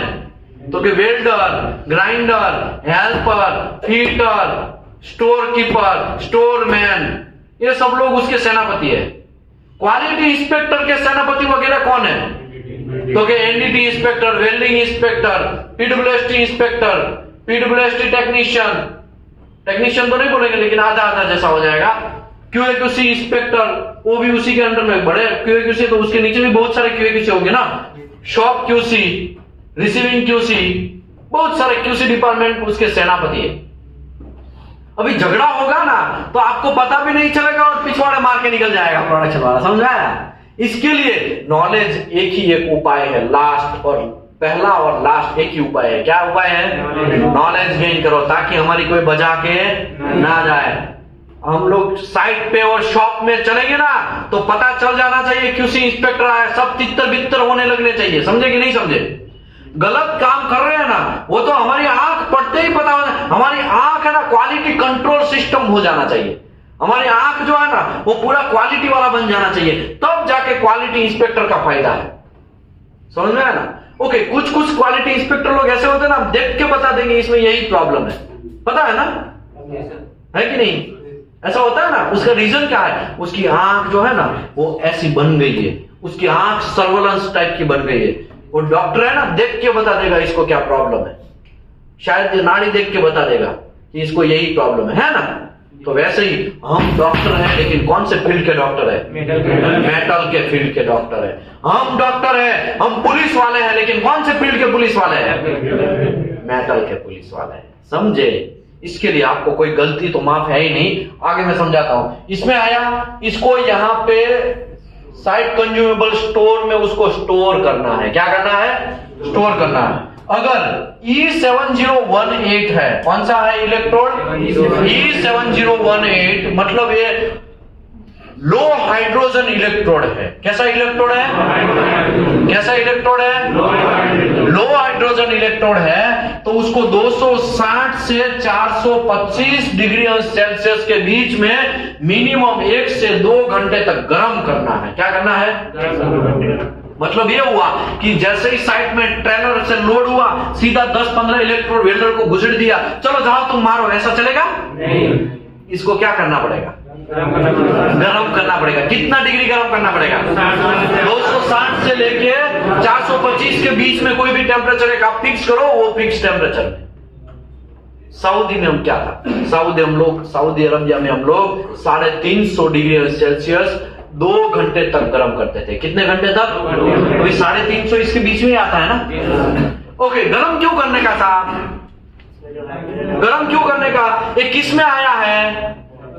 ऐसा बॉक्सेस में आया। तो आपको क्या लग रहा है, वो बॉक्स के अंदर हवा नहीं घुस जाएगी? तो इसके अंदर हाइड्रोजन नहीं बैठ जाएगा? समझ रहे हो? एकदम सिंपल है। और हाइड्रोजन का कहानी मैंने पूरा बोल दिया आपको। अभी मुझे ये हाइड्रोजन का कहानी बोलने का जरूरत नहीं है कि हाइड्रोजन क्रैक कैसे आता है, इंड्यूस्ड कोल्ड क्रैक कैसे आता है, डिले क्रैक कैसे आता है। ये सब चीज मुझे बोलने की जरूरत नहीं है। मुझे ये भी बोलने की जरूरत नहीं है पोरोसिटी अभी कैसे आता है। समझ में आया? ये पोरोसिटी का टाइप से ऐसा समझ लो। अभी आपको हाइड्रोजन से ये इलेक्ट्रोड को बचा के रखना है, तो आपके पास एक ही ऑप्शन है, जैसे ही आता है स्टोर करो, अच्छे से अच्छी जगह स्टोर। पानी में स्टोर करने का नहीं, वरना लेने पड़ जाएंगे। पानी में स्टोर करेंगे और वो गीला हुआ इलेक्ट्रोड आप यूज करेंगे, वेट इलेक्ट्रोड यूज करेंगे, तो डेफिनेटली पोरोसिटी और पिनहोल आने ही वाला है, मटेरियल क्रैक होने ही वाला है, जॉइंट क्रैक होने ही वाला है। तो ये सब चीज गलती करने का नहीं। तो आपको ये रूल्स पता चला। क्या रूल्स पता चला? कि भाई आपको इलेक्ट्रोड सबसे पहले आपकी कंपनी के अंदर आता है तो उसको क्या करना है? ड्राइंग करना है। ड्राइंग करने के लिए कितना टेम्परेचर? ये कौन मैं बोल रहा हूं? मैं घंटा कुछ नहीं हूं, मैं तो एक बूंद नहीं हूं, समंदर का एक बूंद भी नहीं हूं। मैं तो स्टूडेंट हूं और 12 से 15 साल से मैं क्या सीख रहा हूं? स्टूडेंट के तौर पे मैं भी सीख रहा हूं। समझ में आया? ये कौन बोल रहा है? ये सभी सेक्शन 2C बोल रहा है। उसमें भी बहुत सारे चैप्टर है, और वह कौन सा चैप्टर है? A5.3 चैप्टर है। क्या है? A5.3। ओके, हम लोग चैप्टर बोलते हैं ना, अमेरिकन लोग है ये आर्टिकल बोलते हैं। क्या बोलते हैं? आर्टिकल में भी टॉपिक्स होते हैं ना, ये उसका टॉपिक्स है। समझ में आया? ओके, अभी किसी ने मर्डर किया है। क्या किया है? कहाँ हंस रहे हो भाई? आपने नहीं किया ना? ओ चाचा, ओ भाई साहब, पीछे देखो, मर्डर नहीं किया ना। समझ लो किसी ने मर्डर किया है, तो पुलिस वाला इसको पकड़ के सीधा जेल में डाल देगा क्या? क्या करेगा? पहले FIR बनाएगा। तो आपको क्या बनाना है? NCR बनाना है। क्या बनाना है? NCR बनाना है। सीधा वो जेल पे डाल देगा क्या? वो पहले प्रूव होगा। क्या होगा? वो आर्टिकल डालेगा ना कि ये धारा 380, धारा 390 व्हाट, और मुझे पता नहीं है, मैं भाई कोई वकील नहीं हूं और मैं कोई पुलिस वाला, ऐसा वो ह्यूमन का पुलिस वाला भी नहीं। मैं तो एक सिंपल इंस्पेक्टर के तौर पे आपको समझा रहा हूं। समझ में ना? अब ये धारा लगाएगा ना, ये धारा के हिसाब से, और ये धारा उसको अदालत में प्रूव करनी पड़ेगी ना। ये प्रूव हो जाएगा, बाद में उसको क्या करेगा? वो जेल में डालेगा। तो आपको FIR की जगह आपको कहां लगाना है? NCR लगाना है। NCR में प्रूव हो गया, 2-3 NCR एक ही बंदे के ऊपर पड़ गया, तो फिर वो क्या आएगा? मार्केट में आएगा, क्यों? क्वालिटी मैनेजर, प्रोडक्शन हेड सबके सामने आएगा, और सब लोग उसकी क्या करेंगे? कह के लेंगे। फिर भी नहीं सुधर रहा है तो उसको क्या करेंगे? कंपनी के बाहर कर देंगे। समझ में आया? ओ चाचा, ओ भाई साहब, समझ में आया कि नहीं आया? कि ऊपर से जा रहा है? एकदम सिंपल तो है भाई। इसमें कहा नया रॉकेट है? रॉकेट है कहा? कुछ रॉकेट नहीं है भैया। आप समझ लो, E7018 इलेक्ट्रोड आया तो सबसे पहले आपको उसको क्या करना है? 260 से 425 डिग्री सेल्सियस के अंदर गर्म करना। गर्म कैसे करेंगे? ये भी एक टेंशन है ना। तो अभी हम दिखाते हैं, रुको जरा, सब्र करो। ये ओवन है, क्या बोलते हैं उसको? Welding road oven. क्या बोलते हैं उसको? जितना चाहिए उतना ही पड़ेगी तोड़ने का, जितना चाहिए। कुछ लोग तम्बाकू खाते हैं, क्या करते हैं? तम्बाकू खाते हैं। तो पूरा पहले तो घर पे क्या करके आते हैं, बक्सा लेके आते हैं, तो पूरे के पूरे बक्से का तम्बाकू निकाल देते हैं का? पहले क्या करते हैं, एक ही पैक तोड़ते हैं ना, फिर थोड़ा थोड़ा फिर उसको भी ऐसा करके जेब में रखते हैं ना, पूरा का पूरा तोड़ दो ना, चलेगा? तो यहाँ पे भी आपको ध्यान रखना है, जितना इसमें आ सकता है या जितना जरूरत है उतना ही पैकेट को क्या करना है, काटना, काट के किस में घुसेड़ना है, ओवन के अंदर। ओवन के अंदर यहाँ पे टेम्परेचर कितना मेंटेन करना है, 260 सेल्सियस से लेके 425 सेल्सियस तक आपको मेंटेन करना है, ठीक बा? समझे कि नहीं समझे? कितने घंटे तक, 1 या 1 से लेके 2 आवर्स तक ही करना है। ज्यादा करने का, ज्यादा करने का, ज्यादा करोगे तो ये इलेक्ट्रोड के ऊपर का ये जो फ्लक्स है ना वो गिर जाएगा। क्या हो जाएगा, वो हार्ड हो जाएगा। क्या हो जाएगा, ये गिर जाएगा। ये टूटा हुआ दिख रहा है, यहाँ पे दिख रहा है, ओ चाचा दिख रहा है, दिख रहा है, ओके। अभी हम आते हैं यहाँ पे, समझ लो ये भी आपने काम कर दिया, गर्म कर दिया, 1.5 घंटा बीत गया है, 1 से 2 के बीच में, मतलब 1.5 घंटा बीच वाला लेते हैं ताकि 15-20 मिनट ऐसे वैसे हो तो कोई टेंशन ना हो। 1.5 घंटे तक आपने गर्म किया। गर्म करने के बाद ऐसा ही एक दूसरा ओवन होता है, उसको स्टोरेज ओवन बोलते हैं। क्या बोलते हैं, क्या बोलते हैं, क्या बोलते हैं, क्या बोलते हैं? इसका दूसरा नाम है बेकिंग ओवन। क्या है उसका, बेकिंग ओवन, या तो इसको ड्राइंग ओवन, या तो इसको मदर पता है, मदर क्या है,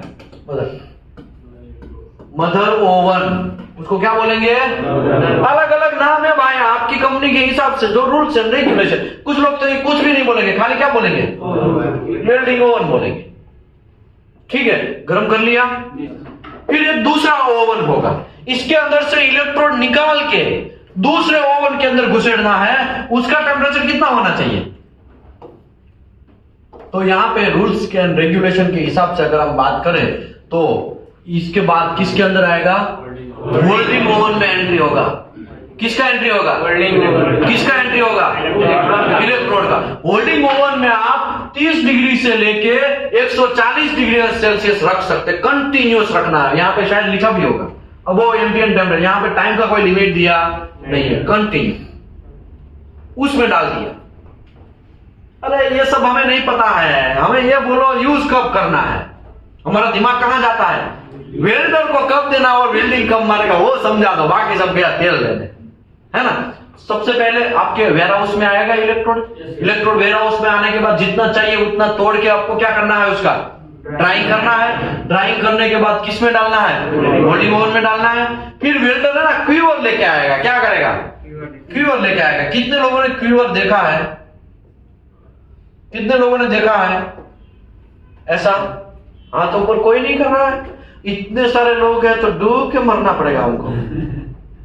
हाँ देखा है ना, ये क्यूवर देखा है ना, ये क्यूवर गर्म होना चाहिए। कैसा होना चाहिए, अगर गर्म नहीं है तो उसमें इलेक्ट्रोड देने का बुलाती है मगर देने का नहीं। समझ में आया ना, वरना क्या हो जाएगा, हो जाएगा। आगे बढ़ते, एक क्यूवर लेके आएगा, ये तो लेके आएगा लेकिन साथ में क्या लेके आएगा, स्लिप भी लेके आएगा। वो भी मैं समझाएगा, वो भी मैं समझाना, सब समझा। आज आपका दिमाग है ना नीट एंड क्लीन कर देगा। इलेक्ट्रोड के बारे में आपको आज कोई कंफ्यूजन नहीं रहेगा। क्यूवर लेके आएगा, साथ में पर्ची लेके आएगा, साथ 50 इलेक्ट्रोड चाहिए। हाँ देख, तू साइन किया, फॉरमैन साइन किया, वेल्डिंग इंस्पेक्टर भी साइन किया, तो स्टोर कीपर क्या करेगा, ठीक है तुमको 50 चाहिए, तो वो स्टोरेज ओवन में से 50 निकाल के इसके पिछवाड़े, मतलब इसके अंदर घुस देगा, मतलब घुसा देगा। कितना घुसाया उसने, 50। अगर उसने 51 दिया तो किसका एंट्री होगा, क्यूसी का एंट्री होगा। और आपको कैसे पता चलेगा भाई, आपको ऑल टाइम रेडी मारते रहना है। आपका ड्यूटी क्यूसी इंस्पेक्टर का इसके लिए है, आपको ऑल टाइम क्या करना है, तितर बितर जहां पे भी आप देखेंगे ना वहां पे आपका क्या काम है, खाली रेड मारना, बस रेड मारना, पकड़ना। गलत नहीं हो रहा ना, गलत नहीं हो रहा तो जाने दो, वरना यहाँ गलत हो रहा, चलो तुम्हारी के लेते बराबर सबकी बजाओ, समझ में ना? आपका ड्यूटी यही है, रेड मारना। समझ लो ये ऐसा लेके आधे रास्ते में गया और आप कुछ काम करने के लिए साइड में आ रहे हैं, तुरंत वेल्डर को देखा, ओ भाई दिखा कितना इलेक्ट्रोड पर्ची लिखा था? सर मैंने 50 लिखा था। अब अंदर गिनेंगे तो 100 होंगे। कितने इलेक्ट्रोड होंगे? 100 इलेक्ट्रोड होंगे। वापस उसको स्टोर के साथ वेल्डर को भी और उसको भी लेके आएंगे, अरे भाई इसका पर्ची दिखाओ। वो तो उसका ड्यूटी है, दिखाएगा। इसमें तो 50 ही लिखा, तुमने क्यों 100 दिया? सर वो मांग रहा था, मेरा फ्रेंड है। अभी हम तुमको दिखाते हैं तुम्हारा फ्रेंड क्या है। तुरंत क्या करना है? ब्रह्मास्त्र निकालना है, तुरंत मार देना है। समझ में आया? ये रेड मारते हैं, इसको क्या बोलते हैं? कुछ लोग घूम जाएंगे, सर हमको तो 50 ही दिया था। आपके मैनेजर के सामने आपने देखा 100 था, लेकिन मैनेजर के सामने क्या बोलेगा? सर ये आदमी गलत है, मैंने तो 50 ही दिया था। ऐसा हो सकता है? तो आपको क्या करना है? मोबाइल में फोटो खींच लेना है। नया कोई रॉकेट नहीं है, सबूत तो देना पड़ेगा ना, सबूत तो देना ही पड़ेगा ना। ओके, अभी आप कौन से रूल्स के हिसाब से उसकी पिटाई की? पर्ची के हिसाब से। तो पर्ची का भी आपको क्या करना है? क्योंकि आपके पास प्रूफ तो होना चाहिए ना, वरना आपकी कौन बैंड बजाएगा? आपका क्यूसी सुपरवाइजर बैंड बजाएगा। क्यूसी सुपरवाइजर ने नहीं पकड़ा और मैनेजर अगर पकड़ लिया तो मैनेजर बजाएगा। समझ में आया? ओके, अभी ये जो क्वीवर है वो कितना डिग्री टेम्परेचर पे होना चाहिए? 65 डिग्री से ज्यादा टेम्परेचर पे गर्म होना चाहिए। ये इलेक्ट्रोड अभी क्या है? गरम है। कितना पहले हुआ? 350 या 260 से 425 डिग्री टेम्परेचर गर्म हुआ। फिर वो ओवन स्टोरेज ओवन में गया, उसमें 30 डिग्री से लेके 140 डिग्री। गल्फ कंट्री में कितना था? तो गल्फ कंट्री में हम लोग 120 डिग्री रखते थे। कितना रखते थे उसको? 120 डिग्री गर्म। अभी ओवन में भी जाएगा तो कितना डिग्री गर्म रहेगा? 65 डिग्री गर्म रहेगा। अभी वो ट्र करके ऐसा करके ओवन में से निकालेगा, वेल्डिंग मारेगा, तो इसके अंदर हाइड्रोजन बैठने का कोई चांस नहीं है। लेकिन यही इलेक्ट्रोड भले ही गर्म है, उसको पानी के बारिश के अंदर में वेल्डिंग मारू तो इसके अंदर बाहर से ऐसा आएगा ना, वेल्डिंग मारने के टाइम पे हाइड्रोजन इसके अंदर बैठ सकता है ना, क्योंकि उस टाइम पे कैसा एनवायरनमेंट रहता है? मॉइस्चर वाला एनवायरनमेंट रहता है, जिसका ह्यूमिडिटी 70% से क्या है? ज्यादा है। साहब ह्यूमिडिटी कैसे चेक करेंगे? मॉइस्चर का एक मॉइस्चर मीटर आता है, ऐसे ऐसे घुमाने वाला, उसको कौन सा हाइग्रोमीटर क्या बोलेंगे सर? हाइड्रो नहीं, हाइग्रोमीटर बोलेंगे। वो भी आप यूज कर सकते हैं। समझ में आया? ये सब चीज का तरीका है। चलो ये सब बात समझ में आ गई। अभी हम लोग गलती के ऊपर जाते हैं। गलती कहां कहां लोग करेंगे? आपको पता नहीं है गलती कहां कहां करेंगे, तो मैं आपको बोल देता हूं गलती लोग कहां करेंगे। किसी को कोई क्वेश्चन है तो पूछ लो, फिर इसके बाद में गलती के ऊपर जाएंगे। कोई क्वेश्चन है? ओके, अभी गलती कहां करेंगे लोग? सर ऑनलाइन में आवाज आ रहा है ना? आ रहा है ना? ओके, अभी देखो, समझ लो कुछ लोग क्या करेंगे? बैकिंग बराबर करेंगे नहीं, है ना? ऐसा हो सकता है कि नहीं हो सकता है? स्टोर कीपर बराबर बैकिंग ही नहीं करेगा। अर्जेंट प्रोडक्शन चल रहा है और अर्जेंटली इलेक्ट्रोड चाहिए, तब तक 1 घंटा आधा घंटा रुको, अभी बैकिंग बाकी है, ऐसा बोलेगा? शायद ऐसा भी हो कि तुरंत निकाल के दे दे, बराबर टेम्परेचर भी पहुंचा ना हो, तो उसके पास एक मेंटेन लॉग होगा, उसका एक ऑफिस के अंदर एक फाइल होगा, उसमें वो मेंटेन करेगा और ऐसा करके फोटो भी खींचेगा। वो कोरोना में क्या हुआ था, हमको सब लोग कैसे चेक कर रहे थे ना, टेम्परेचर गन, उससे ऐसा करेगा और ऐसा क्या करेगा? फोटो भी खींचेगा। और सब फोटो भी मांग सकते हैं, टेम्परेचर गन का भी। टेम्परेचर गन कैलिब्रेटेड होना चाहिए, ऐसा ना हो कि टेम्परेचर गन ही बराबर ना चले। समझ में है ना? और डॉक्यूमेंट्री बराबर चेक करना, और डॉक्यूमेंट्री बराबर चेक करना है, और डॉक्यूमेंट्री के अंदर साइन भी आपको क्या करना है? आपको मारना है कि हाँ भाई मैंने अभी तक का जितना चेक किया और रिव्यू किया, चेक किया, ओके है। ऐसा अभी दूसरे तरीके से समझाता हूं। समझ लो ये इलेक्ट्रोड में बराबर बेकिंग हुआ, बेकिंग होने के बाद मदर ओवन में गया, उसमें भी 120 डिग्री मेंटेन हुआ। अभी ये इलेक्ट्रोड लेके वेल्डर गया और ये गर्म नहीं है, और गर्म नहीं है तो फिर आप उसकी क्या कर सकते हैं? बजा सकते हैं। समझ में ना? ये गर्म होना चाहिए। कितना डिग्री गर्म होना चाहिए? समझ लो ये गर्म नहीं है तो आया, तब आप उसको, इसके अंदर प्लग होगा, देखो ये प्लग है, ये प्लग से क्या इलेक्ट्रिसिटी के अंदर जाएंगे तो अंदर हीटर टाइप का काम करेगा। ढक्कन ऑल टाइम बंद होना चाहिए, ये ढक्कन क्या होना चाहिए? बंद होना चाहिए।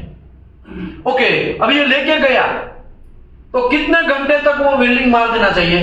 तो 8 घंटे के अंदर उसका वेल्डिंग जितने भी इलेक्ट्रोड लेके गया है वो सभी खत्म कर देना पड़ेगा। अगर 8 घंटे में खत्म नहीं हुआ है तो 8 घंटे से पहले उसको स्टोर कीपर में आके रिटर्न देना है। देखिए साहब, मेरा ये 3 इलेक्ट्रोड या 10 इलेक्ट्रोड बच गया, ले लो। तो वो बचे हुए इलेक्ट्रोड अगर 8 घंटे से पहले आया, कितने घंटे से? कितने घंटे से? कितने घंटे से? कितने घंटे से? कितने घंटे से?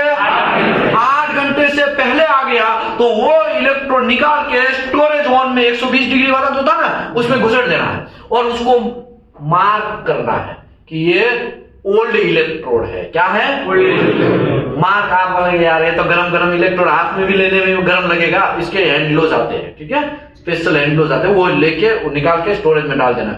ओके, अभी आप अंदर डालेंगे तो मार्क तो करने की दूर है, गरम है, आपको कलर कोड कर देना है। क्या करना है? Colour coding. कलर कोडिंग करेंगे, दूसरा कोई वेल्डर आएगा तो तुरंत उसको पहले क्या देना है? वो कलर कोड वाले दे देना है। समझे? सर हमारा साइट तो 50 मीटर हाइट पे है, वो 8 घंटे के बाद रिटर्न नहीं आएगा, तो ऐसा हो सकता है कि नहीं हो सकता है? ऐसा हो सकता है ना। समझ लो मुत्तु स्वामी 10 घंटे के बाद रिटर्न आया। कितने घंटे के बाद? पहले तो हमने यहाँ पे कह के ही भेजा था उसको कि 8 घंटे से पहले रिटर्न आ जाना है, लेकिन वो 8 घंटे के बाद रिटर्न आया। तो वो इलेक्ट्रोड को निकाल के आपको वापस क्या करना है? बेकिंग ओवन में 260 से लेके 425 डिग्री वाला था ना, वहां पे घुसाना है। फिर उसका कितना घंटा करना है? 1 से 2 घंटे तक गर्म करना है। फिर उसको निकाल के किस में डालना है? स्टोरेज ओवन में डालना है और कलर कोड भी करना है कि ये रीबैक हो चुका है। क्या हो चुका है? रीबैक हो चुका है। क्या हो चुका है?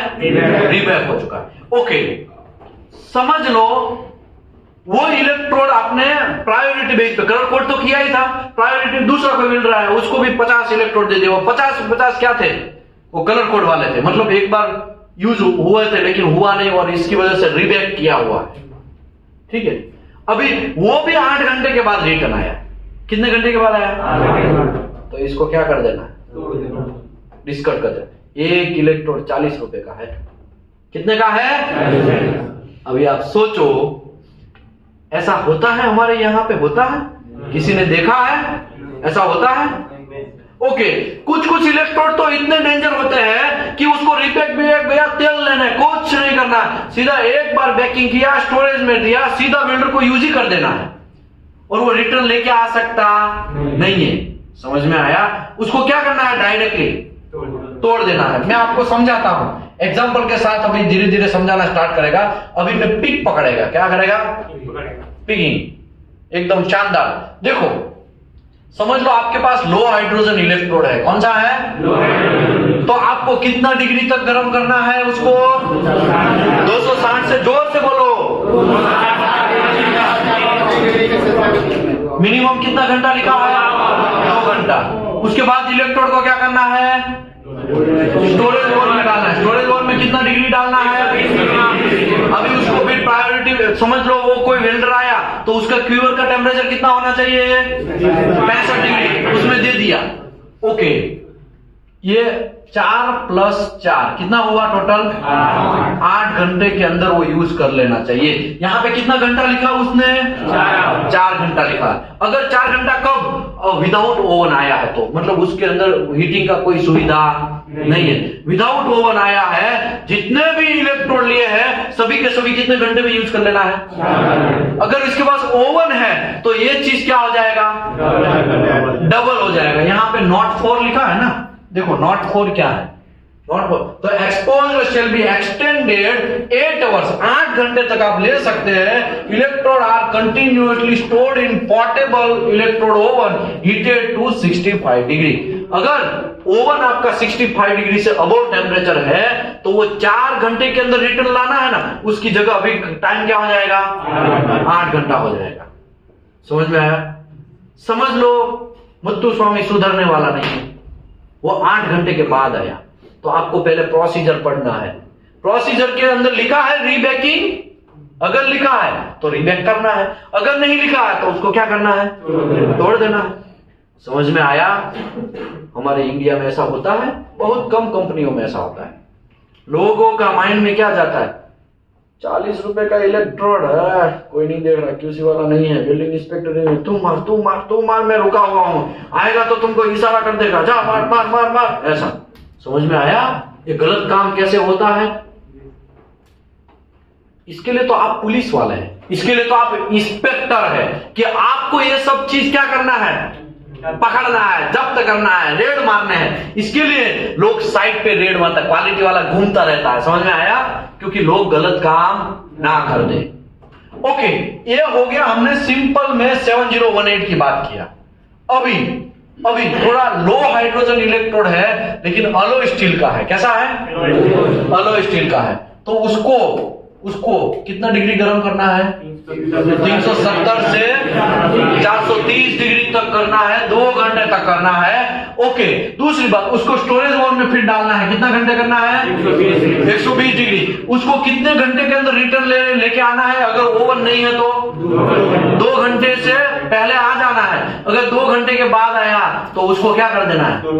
तोड़ देना। समझ लो, ये 5 नंबर, इसमें भी ऐसा ही लिखा है कि ओवन है तो वो जो है ना, आप डबल कर सकते हैं टाइम। कितना कर सकते हैं? डबल कर। तो यहाँ पे 2 घंटा है। अगर आप ओवन गर्म है, 65 डिग्री है, तो ये कितना घंटा हो जाएगा?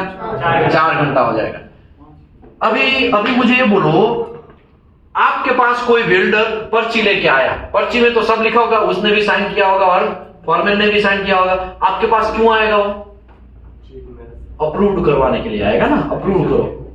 आप देखेंगे ये तो लो अलो स्टील है। हाँ, लो अलो स्टील है। कितने इलेक्ट्रोड लेके? 100 इलेक्ट्रोड। अरे भाई, 100 इलेक्ट्रोड तुम 4 घंटे में यूज कर लेगा? तो समझ लेना है आपको, वहां पे आप फंसेंगे। अगर आप साइन कर दिया है ना, तो कौन फंसेंगे?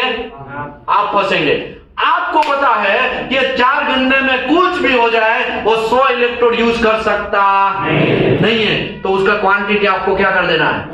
काट डालना है। या तो बोलना है, भाई तूने 100 क्वांटिटी घंटा वो 4 घंटे में यूज करने वाला है क्या?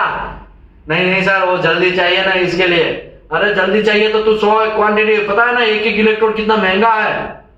क्वालिटी कंट्रोल का काम खाली क्वालिटी कंट्रोल करना नहीं है, कॉस्ट को भी कंट्रोल करना है। बात समझे? नहीं समझे? अभी समझ लो, वो 8 घंटे यहाँ पे आया, 2 घंटा आया। अगर उसने प्लस ओवन बराबर हीटिंग करके गया तो 4 घंटा यूज करना, लेकिन 4 घंटे में नहीं आया, वो 8 घंटे के अंदर रिटर्न आया। तो क्या करना है? तोड़ देना। तो आपका खाली तोड़ देने से काम बन गया? आपका भी एंट्री होगा। आपका क्या एंट्री होगा? तू पहले तो 4 घंटे के बाद आया ही क्यों? वहां से आपको इन्वेस्टिगेशन स्टार्ट करना है। क्या करना है? इन्वेस्टिगेशन। तू आया ही क्यों? तूने कितने, करीबन 40 मेरे इलेक्ट्रोड लॉस किए। You are a criminal, you are a murderer of 40 electrode, and हम आपको छोड़ेंगे नहीं, हम आपकी क्या कर लेंगे? क्या करेंगे? क्या कर लेंगे? समझ में आया? आपका एंट्री होता है। लेकिन आप काका मामा भांजा वाले हैं तो ये सब चीज पता होगा आपको? ये सब चीज कुछ नहीं पता होगा आपको। फिर बोलेंगे, सर हमारे कंपनी में है ना बहुत सारी पोरोसिटी आ रहा है। तो लूडो पोरोसिटी आने वाला है, तुम कितना भी मरवा लो, तुम्हारे कंपनी के अंदर क्या होने वाला है? पोरोसिटी आने वाला है। क्यों? क्योंकि उसके अंदर अपना खुला कौन टिकाया हुआ है? हाइड्रोजन। समझ में आया? नहीं आया? देखो पीछे वाले आया। एकदम सिंपल बात है भाई, इसमें नया कोई रॉकेट नहीं है। रूल्स के हिसाब से चलना है। ये भले ही रूल्स आपने बनाया है, सर हमको रूल्स बनाना है, लेकिन हमको कैसे पता चले कि रूल्स कैसे बनाना है? तो भाई अगर आपको पता नहीं है तो ASME सेक्शन 2 सीखो, आप फॉलो करो, वहां पे सब चीज दिया हुआ। एक एग्जांपल के साथ में बोल रहा हूं। अभी देखो यहां पे लो हाइड्रोजन, ये 5.5 9018 इलेक्ट्रोड है। किसका है? E9018। अभी इसका टेम्परेचर देखो कितना है? 370 से लेके 430 डिग्री सेल्सियस के अंदर कितने घंटे तक गर्म करना है उसको? 2 घंटे तक गर्म करना है। उसको स्टोरेज वन में कितने घंटे तक रखना है? 120 रखना है। और कितने घंटे में वो यूज कर लेना चाहिए? 30 मिनट में यूज कर लेना चाहिए। और वहां पे 50 इलेक्ट्रोड लिखा हुआ आपके पास पर्ची आया, E9018 50 इलेक्ट्रोड। आपको क्या लग रहा है 30 मिनट के अंदर वो 50 इलेक्ट्रोड मार देगा? आपका एंट्री स्टार्ट। कह के लेना, फॉरमैन को बुलाना, इधर इधर ध्यान का टका, तूने 50 क्यों लिखा यहाँ पे? तुमको पता है 30 मिनट में यूज कर लेगा? नहीं नहीं सर, अर्जेंट जरूरत है, प्रोडक्शन बहुत हाई हो रहा है। ऐसा होगा आपके साथ? आपके पास बहुत एक्सक्यूज आएगा। चोर ऐसा ही बोलेगा, मैंने चोरी नहीं किया है, लेकिन आप उसको पर्ची से पकड़ेंगे तो तूने यहाँ पे साइन क्यों किया? ओके, आपके पास जो पर्ची आता है ना, वो ओवर राइटिंग चलेगा नहीं। ओवर राइटिंग समझ में आ रहा है ना? काटा फूटा टूटा फूटा ये सब चीज चलेगा नहीं। अगर ऐसा आया तो तुरंत आपका एंट्री स्टार्ट। अभी हम आ गए, ये सब चीज नहीं चलेगा, हम कह के लेंगे। समझ में आया ना? ओके, हम कहां पहुंचे थे? 50 इलेक्ट्रोड दिया तो पता चला यहाँ 50 है, मैं तो साइन नहीं करेगा, अप्रूव नहीं करेगा। तू 50 इलेक्ट्रोड दिखा मेरे को, कैसे यूज करता होगा ही। जनरली 20 इलेक्ट्रोड यूज होते हैं। कितने यूज होते हैं? 20 इलेक्ट्रोड यूज होते हैं। अभी आप बोलेंगे 50 मीटर ऊपर साइड है, कहां पे है? 50। तो चढ़ने और उतरने में कितना मिनट हो जाएगा? 30 मिनट हो जाएगा। तब तो उसको इलेक्ट्रोड को क्या करना है?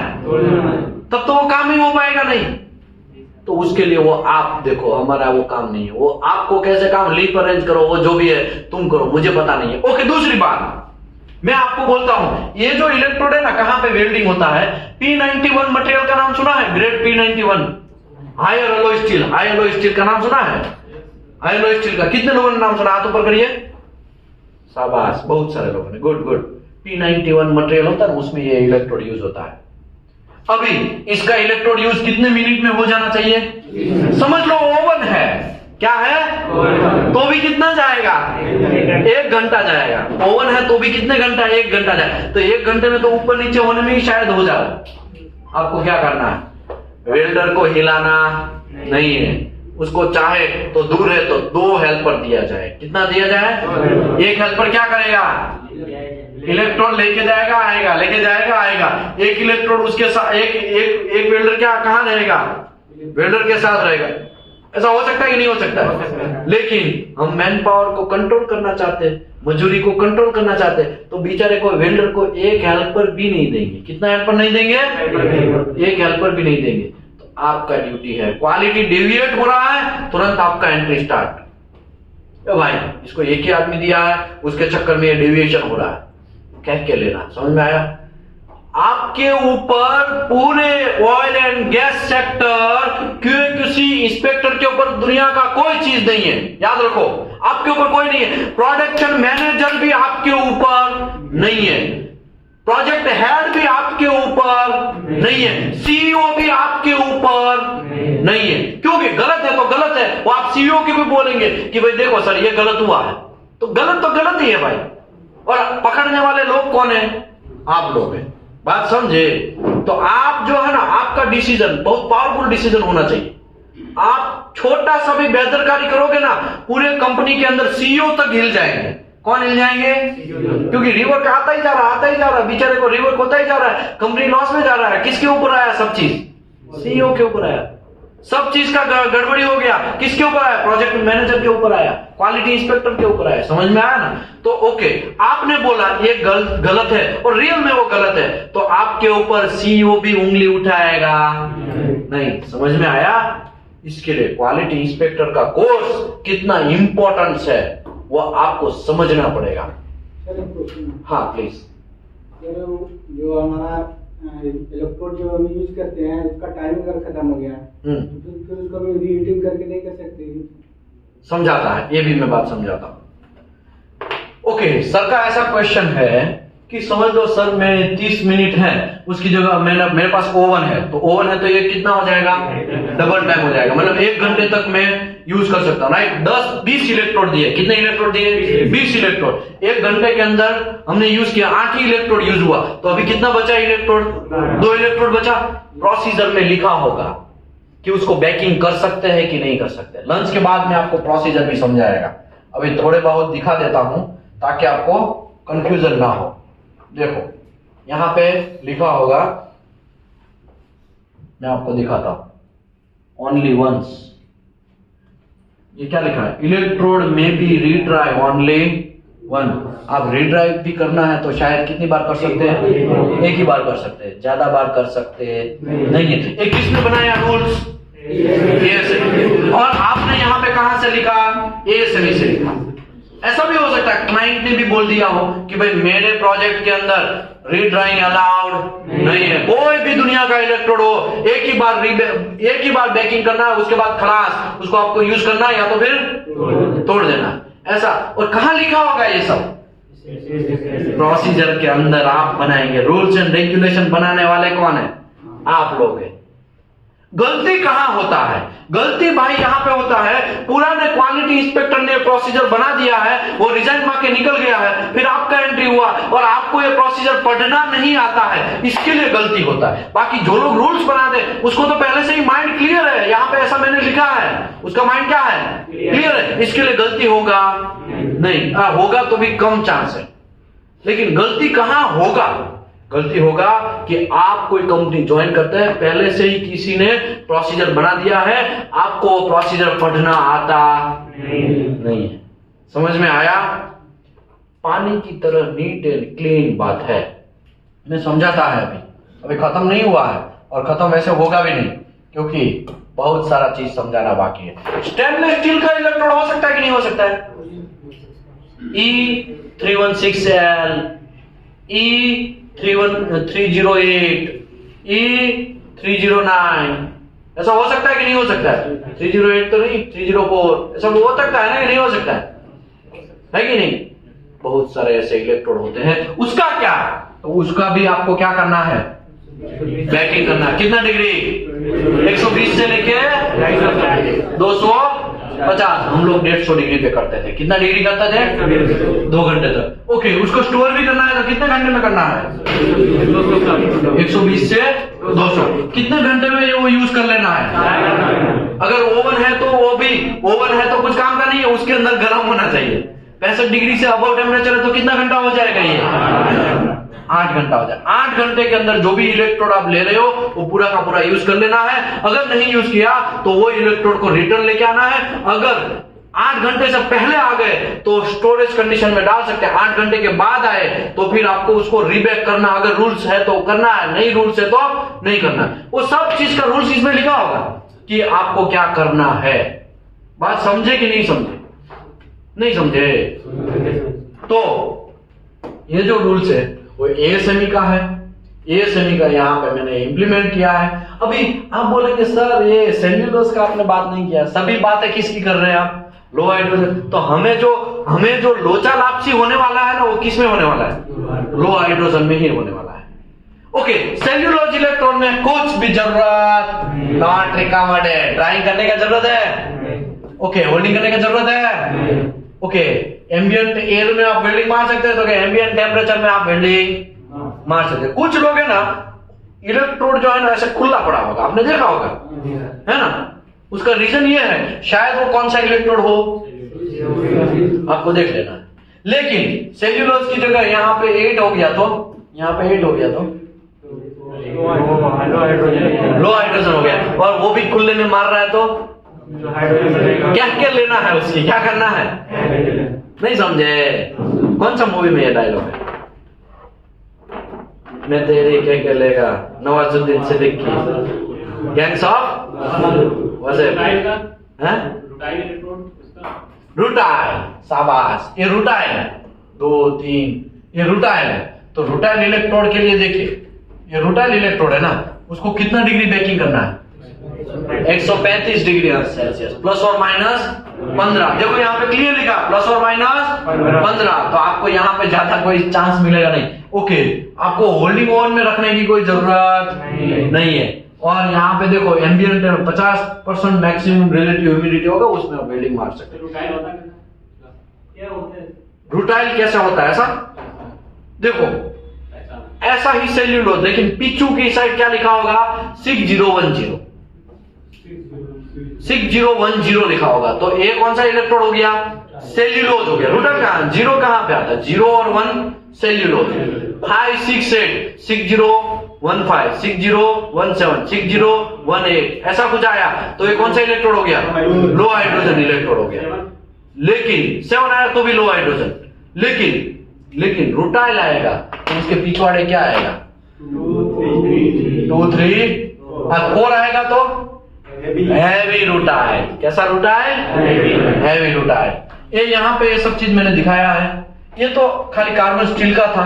अभी यहाँ पे है ना कार्बन स्टील का भी है, लो हाइड्रोजन का भी, लो अलोय स्टील का या हाई अलोय स्टील का, स्टेनलेस स्टील का, नॉन लो हाइड्रोजन। कैसा? मतलब नॉन लो हाइड्रोजन में कौन आएगा? Cellulose and rutile. अगर यहाँ पे लिखा देखो 5.1, यहाँ पे तो जनरली सेल्यूलोज आएगा, नॉन लो हाइड्रोजन तो सेल्यूलोज ही है। तो इसमें देखो कुछ लिखा है,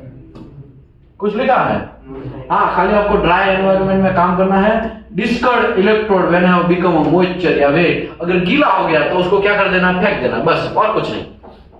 एक गीला हो गया है तो ही खाली फेंकना है। समझ में आया? ओके, ये बात हो गया, ये भी हमने समझ लिया। ये प्लस हो जाएगा अगर आप करते हैं तो यहां पे हम लोग पहुंचे हैं। कहां पे? यहां पे। ये भी यहाँ पे ये मैं थोड़ा बहुत समझाएगा, थोड़ा बहुत 2 मिनट में समझा देता हूं। सबसे पहले वेयर हाउस में आएगा। वेयर हाउस में आने के बाद ट्रक के अंदर आपकी कंपनी के अंदर एंट्री करेगा। आपकी कंपनी के अंदर एंट्री करेगा तो ओवन होगा।